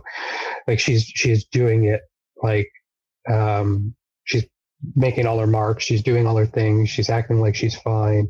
She even like wrote her entire album based on their love story, and he never listened to it. And so like, and so it's just like really tragic. And then she like at the end, like they get back together for a day, and like she tells him that she has a boyfriend even though she doesn't. So like this, anyways, long story short, like I just saw that played out recently, and it just kind of like, it's like I've seen that in multiple media, like what that can be like is you're like your whole life is on display, and you have to pretend like you're ready to wow 100,000, 200,000 people in a stadium when you're dying on the inside.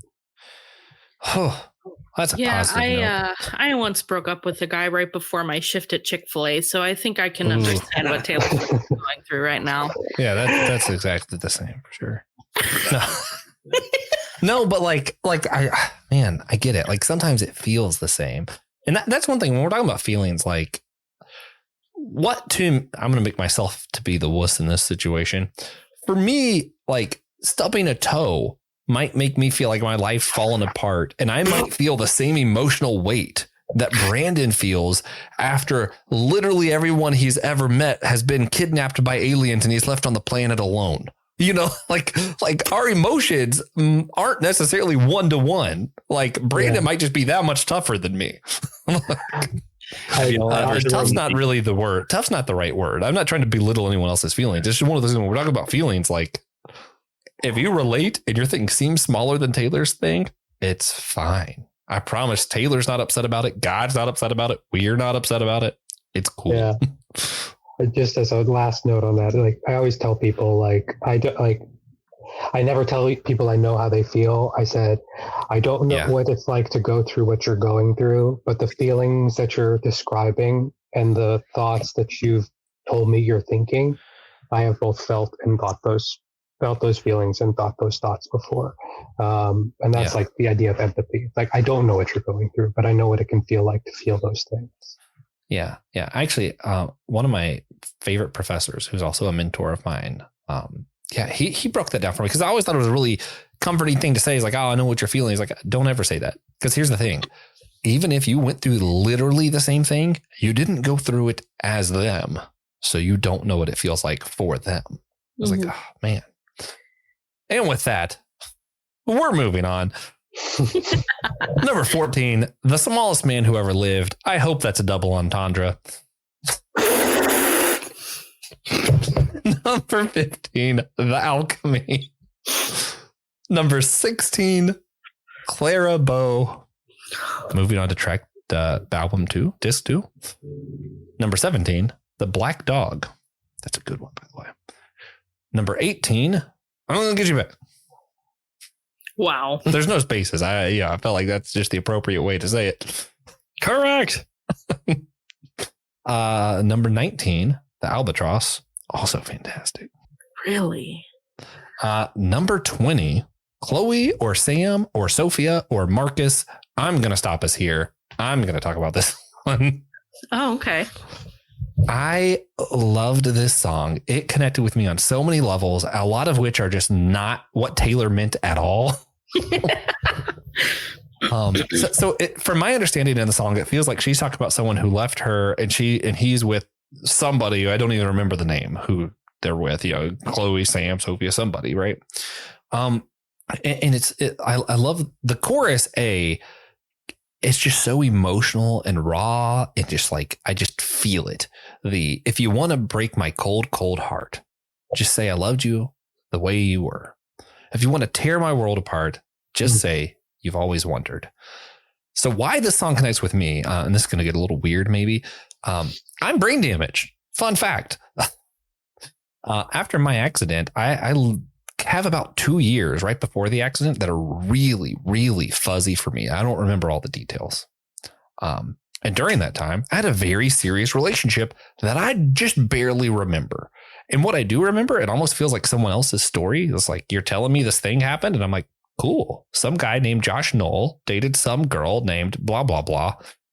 I'm like, that's interesting. Like, it feels like you're just telling me a story, even though like I do have memories that happened, but it doesn't feel like it happened to me. So this whole thing of like Chloe or Sam or whoever, it's like, yes, this resonates with me, because it's like, I don't know this person. Like I know the name. I know what happened. I don't know this person. And for me, for a long time, probably up until I met my wife, because once I met my wife, I realized it doesn't matter, because I love you and I love the life that I have. But up until that moment, I struggled with, what if this person who I don't really remember said, I always loved you? Or I've always wondered, what if things were different? Because I'm like, I don't even know what happened. What do you mean if things were different? So for me, that's always been a subject of like, I don't know, because I truly don't remember. So my feelings are so complicated around that relationship because I don't remember the relationship. And even at one point I reached out and was like, I think I need to meet up. I'm brain damaged. This happened to me. I need to know what happened. And I basically got rejected on the invitation to figure out what happened. So that's for me, a very sensitive point. And this song really put feelings to that, even though I don't feel exactly the same now because I'm married. I'm like, it doesn't matter what happened. It still puts words to feelings that I didn't quite have words for. And I found that really helpful for me. So I really like this song for that reason, even though, again, definitely not what Taylor intended. She wasn't like, someone out there has like bad memories and has brain damaged and needs this song. Like that's not what she was doing here, but it really did help me put words to those feelings. And I don't know, still sensitive. This album's really new for me. So it's just one of those like, man, I really teared up, and it's weird tearing up about a relationship that you don't actually remember. So it's like, I don't know. Felt something at one point, I guess. So that's where I'm at. I know you were being respectful towards the person you were dating, but when you said blah blah blah, all I could think of was that episode of How I Met Your Mother where they can't remember the girl's name, so they kept calling her blah blah, and even like the character, God, that was great. Her name is blah blah. Hi, I'm blah blah. That was a great episode though. Oh man. Also, How I Met Your Mother really helps me work through emotions just in general. That's a different episode for a different time. Josh and I have already done it twice, so yeah, we're going to do it again. Another one sometime. We need to create our own. Challenge accepted. Oh man! All right. Anybody have anything else to say about Chloe or Sam or Sophia or Marcus? I don't get this song. Like, I am constantly like looking up explanations as to what this song means, and for some reason in my brain, I cannot figure it out. Like, it does not make sense to me. I'm just like, that's fair. Like, it sounds very pretty. Like, if I'm not like trying to figure out what the words mean and I just listen to it, I'm like, oh yeah, I enjoy this song. But then I'm like, but what does this mean? That's actually just funny. Yeah, I like. We had very different responses. I'm not a very tortured poet, I guess. I don't know. That's funny. All right. If we're good to move on, number 21, How Did It End? Number 22, So High School. No, sorry. This is like one of my favorite songs on the album. I thought this one was very Taylor Swifty. I could take it or leave it, you know. The song, for some reason, it just put me into like a state of nostalgia of just like, I get that. Like being in love in high school, because it's totally fake for the most part. It's not all the time, but you know, but like just that, like you don't have anything else to worry about, so you just get to be in love and like just be with that person, and like I don't know, and like whether this song is about Travis Kelce or not, I know that's the rumor, but like I don't know, like it's just such a nice feeling, and I like the sound of it. To me, it kind of reminds me of like almost like a Sixpence None the Richer sound. Like that's the vibes I get, and I just really like it. I also just, first of all, I love that she name drops Aristotle in this song. I think that's fantastic. And I just I think the line, touch me while your boys play Grand Theft Auto, I think that's fantastic too. So yeah, I don't know. That is funny. I just like the song a lot. The reason I did my so hand motion, I try not to dislike songs. See, so I have the opposite problem. So you can love something because you know the context and you're like, blah. And like, sometimes I get too wrapped up in the context of the songs. I don't like Travis Kelce. It's not that I don't like him and Taylor together. I think he's an annoying individual. So I'm just like, any song that I think might be about him, it's hard not to be biased. Viva Las Vegas! Viva Las Vegas! This is a big sticking point for a lot. I'm sorry. Are you going to sit here and tell me that you would act differently if you had just won the Super Bowl? Absolutely, 100%. No. I would have at least said, "We're going to Disney World." Damn it! But he doesn't go to Disney World. He doesn't. That's his fault. So why would he say that? That he could do better. He could go to Disney World. I'm sorry. Also, he just comes off like that high school football player, jock, frat boy kind of person. And I'm like, this is literally everything that Claire's bestie said about why she doesn't like Travis Kelce. So we have come to it's more of a vibe than anything. Why honestly. People don't like Travis Kelce is because he likes to have fun. It's literally just the vibe. That's all. Like, I had nothing against him as a person. I don't know him. I'm sorry. I mean, she could continue to date British twinks, but you know. That would be better. No, it wouldn't, clearly. I like British twinks. Give me some Benedict cucumber patch. Come on. Benadryl cabbage patch. There we go. Anyway, are we good to move on from this one? Or 1975 guy was a bad idea, right? Yes. Yeah. That was bad. But she did tell us that it's not up to us to ruin her reputation. It's her right to do. It's her right to do that. Yeah, and to take her reputation back. Yeah. Hashtag Taylor's version. Okay. Are we good to move on from Yes. No, I'm mad. Okay, number 23, I hate it here. Number 24, thank you, Amy. I'm going to stop at this one. Even to the extent of how she named the song was just freaking genius. like, here's the thing. Like, I try not to be the kind of person who pits up, pity or anger or anything towards others. Like, I try to be forgiving and caring and whatever. But sometimes you just need a song that's like, you know what? F that person. F you. Look, and I'm like, I loved this. She capitalized the K-I-M. And even at one point in the song is like, your kids are going to come home singing this because they're not going to know who it's about. And I'm just like, I love Taylor for this.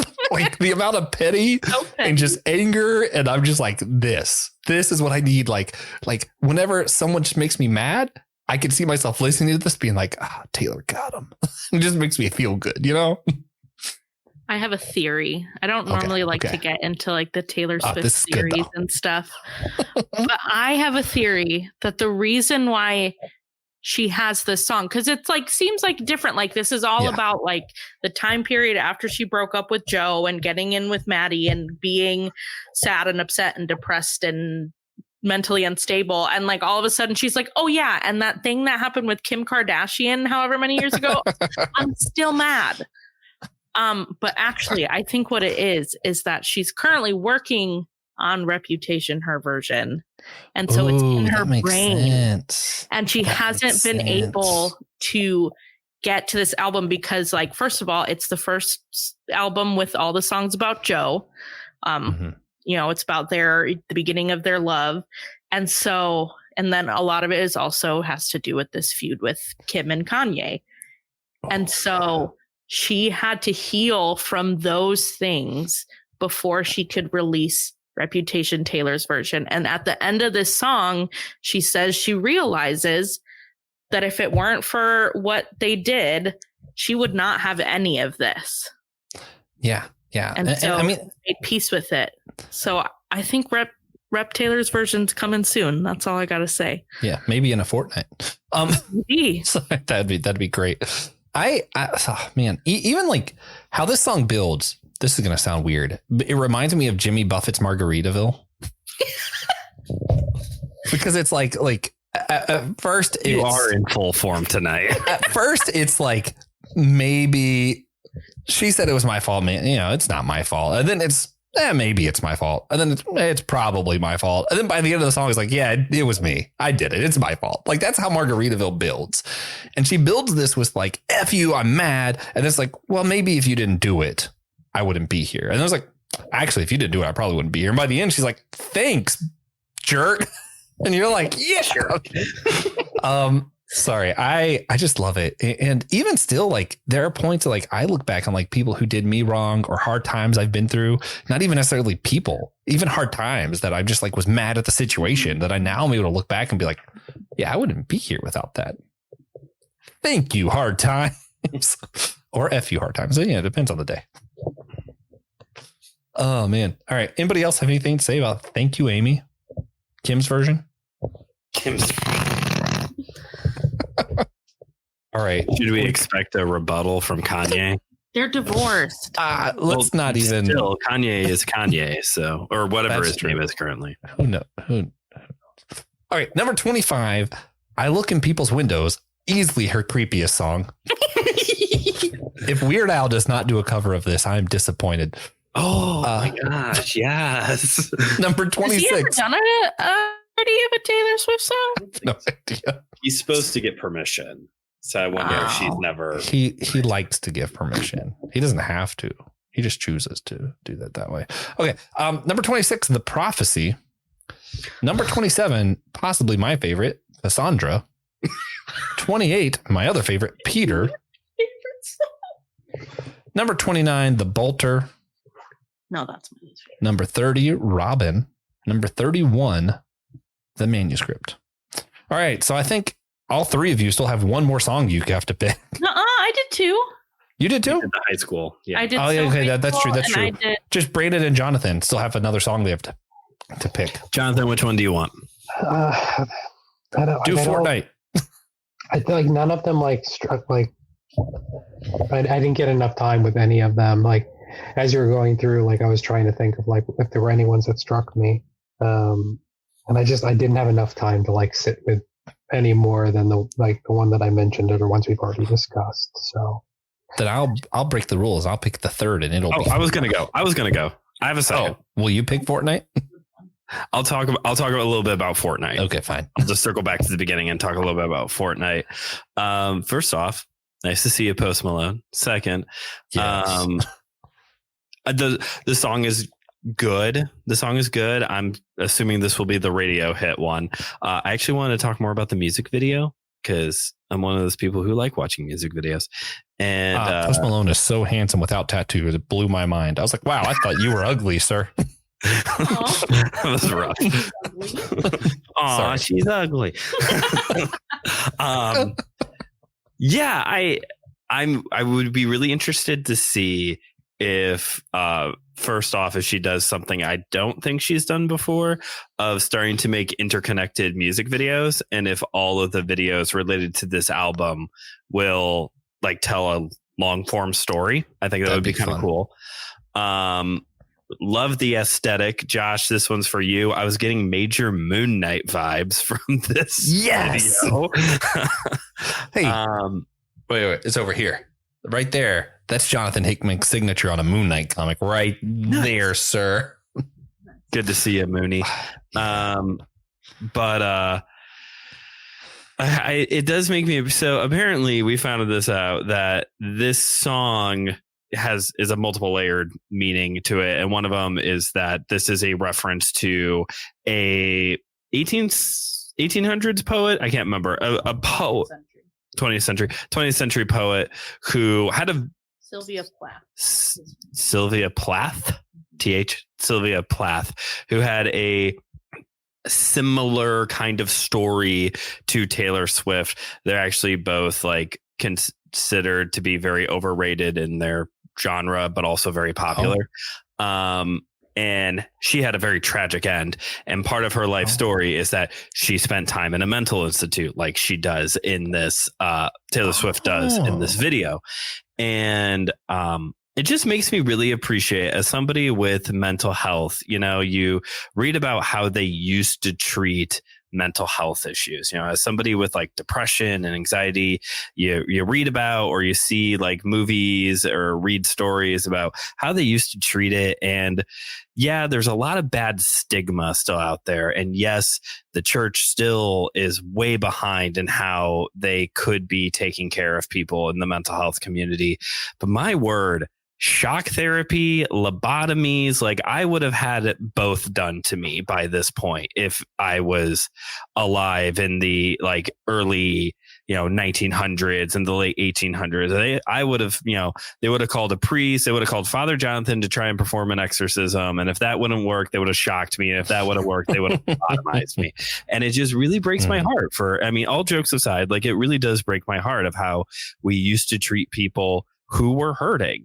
And that's part of the music video, is like they do like this electroshock therapy on Taylor Swift, and it really does just like break my heart, like how we used to treat people. Like I said, there's still pockets here and there of stigmas and issues, but man, it used to be bad. It used to be so bad. And I know that doesn't really have so much to do with the song, more so like just like reflections from the video, but also a form of art. So, yeah, no, I agree with all that. I think for me, the thing that if I was to talk about Fortnite, and this does kind of tie into some of that too, is how much pain can be inflicted in a small period of time, and how we don't have the right to say, oh, well, that was just, just a phase, or that just was, however, and this goes back to the original thing we were talking about like earlier on, of how like what happens to me, even if you go through the same thing, might not feel the same for you. And that's why I feel like it's so important that she brings up, maybe this relationship didn't last so long for her, whatever she's talking about, but man, it hurt just the same. And I'm reminded of like David Tennant, his time as the Doctor. He wasn't the Doctor for very long. He wasn't the 10th Doctor very long. Burned bright, burned hot, and man, it made a huge impact on the Doctor's life. And yeah, there's like points in my life that are like, yeah, man, I was in Charleston for like 2 years of my life. I'm 30 years old. Like, that's not a ton of my life. But man, a lot of my life was shaped and formed around that time, you know? So it's like, even though something to you might seem like it was just a fortnight, it wasn't very long, it shouldn't be that big a deal.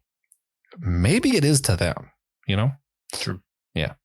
If I was to steal a third song from somebody, sorry, Father Jonathan, if I'm stealing his other song, I'd choose Peter, just because I like any song that references Peter Pan makes me happy. It's pretty simple. Just I love the Peter Pan story, especially like the original story, and like how the way it ends of like not Disney version, how much more tragic it is that all the Lost Boys go with her and everybody does grow up except for Peter, and he keeps going back and he actually forgets who all of them are. And it's one of those like, yeah, when you're a child, it's like you don't even remember this thing, but if you grow up how you're supposed to be, the scars stick with you, you know? And I like that too. I like that. But also, I just like Peter Pan. It's mostly that. Yeah. Nice. Okay. We're not going to talk about the Jehovah's Witness suit. Yeah, we don't need to talk about it. His face wore. Or... That's in Smallest Manufactured Loads. Yeah, that's fine. Okay, guys. We've been on this for a very long time and haven't rated the album 0 to 10. Everybody, just if you have any like quick thoughts with it, you can. It's fine. But just so we get it out of the way. I don't know, guys. For me, this felt like a very average Taylor Swift album. I liked how she picked a little bit of all of her eras. It didn't, to me, it doesn't feel like there's a Tortured Poets Department era. It feels like some of these songs felt like they could have been in 1989. Some of them felt like they could have been in folklore. Like, it feels like she just kind of picked and chose from other eras. So she didn't break any new ground as far as I'm concerned. So that's the thing that I was like, man, I wish we had a new vibe in this, like a whole new feeling for Taylor. I feel like we didn't get that. So I'm kind of disappointed, but a lot of the songs I really do like. So I'll give it like a 6 out of 10, maybe 7, 6 or 7. That's how I'm feeling. It was okay. A lot of the songs were great. A lot of them were just felt like another Taylor Swift song that I could have mistaken for a song on a different album, and maybe an extra. Brandon, you go. Yeah, I'll echo that of, I think just like a nice solid 6. I know on a 10-point scale, that's not great, but it was a fine album. Like you said, kind of it sounded like Taylor Swift music. You know, I don't know how else to put it. I actually found, because a lot of these were so slow and melodious, I felt like a lot of times you could end a line by saying champagne problems. Like it really fit into a lot of the song. So yeah, like I get that idea of this could have been parts of several different eras. So yeah. All right. Claire, we'll let you go next. I think it's probably about a 6 or a 7 for me. I think if we didn't have the second half of the album and only the first half, I might put it a little bit higher just because I personally liked the first half better. But she didn't. But I think the purpose of this album was for her to just let it all out, to close the book on this chapter, and to just be done. And now she can move on, and she can, she's, process through it. So I think her next album will be maybe a bit more like back to her, like wanting to experiment and stuff. I just don't think that was the purpose of the album. I think she just needed to write and process and focus more on like the feelings rather than the music. So she stuck with what she knew and what was safe. Yeah. And then, Yeah, no, totally checks out. I mean, other than the first half thing, but that's fine. You're wrong. I know. It's okay though. I'm used to being wrong. Father Jonathan, take us home. 0 to 10. How do you feel about this one? I don't have a feeling yet. Fair. That's fair. I got so this is like the close of our Lenten season.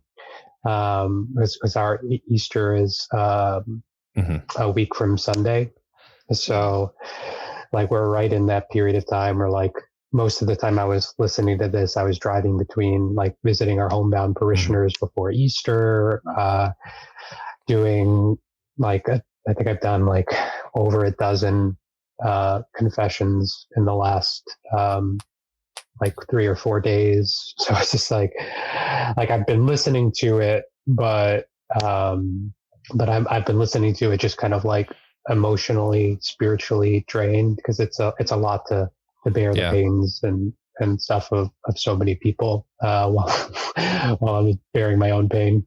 But so I don't have a ranking. I think that in many ways, it, like a lot of it is what I think I needed to hear right now, and what that means in terms of where I rate it. I just don't have a number for it, but I think I will be listening to it for the next little bit, and I think it's on the positive end of the spectrum, and it's certainly above the middle. But I don't know exactly where it's going to land till I've actually had time to listen to 31 songs enough to even be able to recognize what song by name was about what. So that's also fair. Yeah. We all agree it's above middle. Yeah. We're all terrible content creators too. We're supposed to have hard, hot takes, even though it's 31 songs. If that's what you wanted, I can give you some hot takes. Give me a hot take real quick. You have one offhand? Offhand? Cassandra's one of her best songs ever. No. I had this like First We Feast vibe. This camera. Roll out the red carpet. I think, like we talked about earlier, like Me is not a bad song. People who don't like it just don't like having fun. That's true. That is an accurate statement. I agree. But I have bad opinions, so I don't know. You do have some bad opinions, but that's okay. Everybody has bad opinions. All right, guys. Before we wrap this up, I want to see, do you guys have any other thoughts, either around the album or just the idea of like how much this music is focused around relationships and breakups? Is it like idolizing relationships, or do you think it's like healthy that we have this kind of thing as an outlet? Or do we not have any thoughts about this at all? Just want to move on. I'll say this. She's made a career, I'll air quote that, of writing about, breakups and being upset that Maggie Gyllenhaal still has her scarf or something. But sorry. That's funny though. But this one's different. If there's anything Tortured Poets Department does well, that is different from all the other breakups, all the other this, is that it is very raw. It is very but not in a, not in a bitter kind of sense, not in a FU kind of sense, not in the immature. That's the word I'm looking for. Not in like this immature sense. Like it is a very mature exploration of very difficult feelings and acknowledging that like relationships, when there's a breakup, like it might not be just like this black and white, you hurt me. Like it can cause, like we talked about with the So Long London, like loss of an entire life, loss of an entire memory, loss of an entire, continent or whatever, the UK, like whatever, like, it's complicated. And I feel like this album does a very good job of communicating that. Like we said, is it her best album of all time? I think all four of us would be pretty confident to say not particularly, at least not our favorites of all of her albums. But I think as an album that explores very complicated emotions in relation to breakups, this is a very mature album in that sense. Yeah. And I think that's necessary, even if it's not the most fun or most beautiful. Sometimes we just need to hear someone else go through the complicated stuff because we're tired of it. I do have to say, like, so I don't know how, Josh, you said you're 30, but like I don't know how old everyone is. So I'm about to turn 37. So I'm like kind of getting to I'm about to enter my late 30s, and I've been thinking a lot, like just the idea that like this is a woman in her like early to mid 30s reflecting on life and breakups and all of those things versus the 15-year-old girl that started this this career, or like the girl in her early 20s or mid 20s. We're constantly re-reflecting on the experiences and the themes and the wisdom that has come through a life in the world. And I think that like the reality, like I've grown along with her, because we're just a few years apart in age. I've just been talking recently. I don't know if this like has to say about like, oh, do we need breakup songs or anything like that? I mean, like the reality is like that's one very big aspect of like what most people's lives are like. It's in a very yes, we have our careers. Yes, we have other struggles. Yes, awful things are going on in the world right now. But like it is a common human experience from age to age, is how we feel, the relationships we have, longing and love and all of those things. But one of the things I was saying is, and you kind of alluded to it, I forget who said it, but like the idea of like very young ways of thinking are very black and white. And I'm reminded of like, there's this Catholic thinker, Richard Rohr, and he talks about like, it was like, I think in Falling Upwards, like something about the two halves of life. And he was saying there's first half of life thinking is very black and white. Yes, no, this or that. And the second half of life thinking is marked by an ability, capacity to be with ambiguity. And to feel all the stuff that you feel in the midst of that ambiguity, but not exist in a way where it has to be this or that, black or white. But be aware and live into the reality that life is more textured and complicated and messy and uncertain than can be experienced when you're 15, 20, 25, 30. And even when you're like in your late 30s and you haven't grown emotionally mature enough to be in that place where you can be okay with ambiguity. Yeah. Just to kind of like put it into perspective, we started with picture to burn, and now we're at So Long London. Like, if that doesn't show some form of like maturity of growth in processing emotions, like, I will say though, if you're ever just having a bad day, you turn on Picture to Burn and sing it in like that Southern twang she has in that first album. It's very healing. I'm going to tell you that. I find immense hope in some of her songs, especially the folklore ones, like Invisible String. I'm thinking of like, it's just, there are so many different feelings and so many complications around it. And usually it is around like romantic parts of your life. And here's where, man, I hate to follow up you guys, but also I'm going to call back to the Four Loves, because, C.S. Lewis' favorite books, Four Loves. That's my thing, I guess. But when he talks about how all of the human loves are just reflections of the divine love, the better love. I think how we process breakup and how it feels, that pain, says a lot about our love with God and when we choose other things. Am I equating our romance to, true religion and God and saying this is just as important as God? Absolutely not. But I think it should tell us something. This hurt now, this temporary hurt with our relationships, tells us something about the divine and what it means when we choose something else other than love. And maybe not romantic love I'm talking about here, but I think there's a correlation there, and I think it should allow us to think deeper. Hey, sometimes you just need to be upset that you went through a bad breakup. Sometimes you just need that, and that's good. But sometimes I think it's okay to take it a little bit further and even contemplate, hey, this is not about God, but what does my feelings in this kind of love tell me about the divine love? And just kind of think about those things. I think it's also a healthy meditation practice, perhaps. Okay. Any other comments, thoughts? Just one last thing.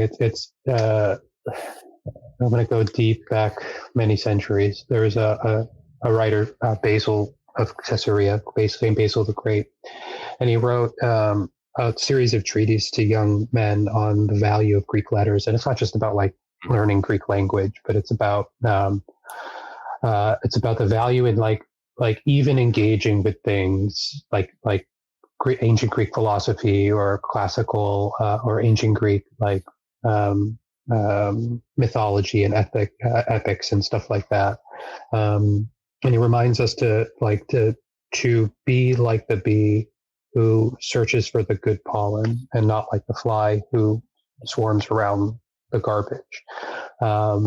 And it is possible for us to, even in things that stand, but look as though they appear to stand in opposition to something that we might hold to be of ultimate significance as Christians, as people of faith, there is always a capacity in something, even in our recognitions of its shortcomings in relation to ultimate reality, to be transformed and to come to a better understanding of that which is good and beautiful and loving and perfect.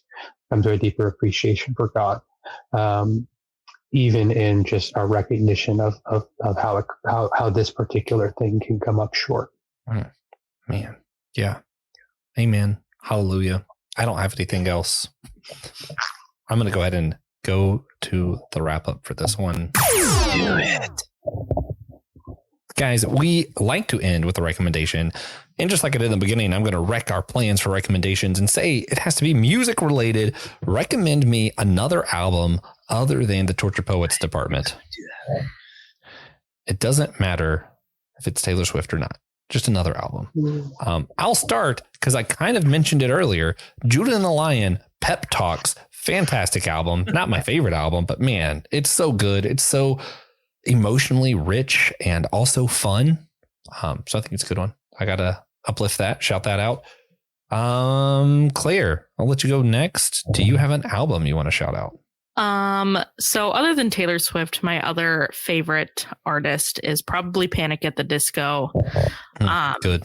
And I would say my favorite of his albums, their album, whatever, is Too Weird to Live, Too Rare to Die.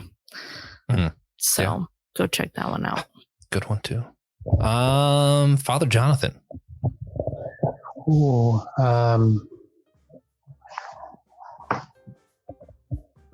I'm thinking, I'm not sure like if this is like something that everyone knows, but it's something that I go back to. I just kind of like the sound of it. But the either I and Love and You or The Carpenter by the Abbott Brothers. Oh yeah. Okay. Oh, man, that's also great, excellent stuff. Man. Now I need to listen to more of them. Actually, they spend a lot of time in the Carolinas, so we should go see them sometime. That's what we should do. Brandon. Hi. I will recommend Out of Time by REM. It's from 94, 95, something like that. Losing My Religion, Shiny Happy People, stuff. Country Feedback, a lot of good existential kind of religious-y songs, that garage or college rock sound. So go check it out. Good stuff. Good stuff. All right, guys, thank you for listening to, I think, the longest episode of Systematic Geekology. You guys rock. We had to. It's Taylor. What geekier subject is there than Taylor Swift?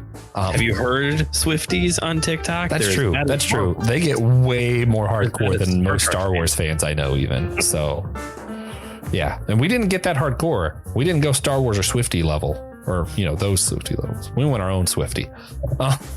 I forgot what I was going to say. Oh, all right. Prophecy is Anakin Skywalker coded. I'm just going to. Oh, accurate statement. Go listen to the prophecy. Think about Anakin Skywalker. Meditate on that. And while you're doing it, go ahead and rate and review our show on Apple Podcasts or on Podchaser. That helps us a lot. If you're on Spotify, hit the 5 stars, hit the bell so you get a notification for every episode we do. That would help a lot as well. Again, I want to do a shout out to Jeannie Mattingly. You rock. And of course, we want to remind everyone one extremely important thing, and that's to remember that we're all a chosen people. The geekdom of priest.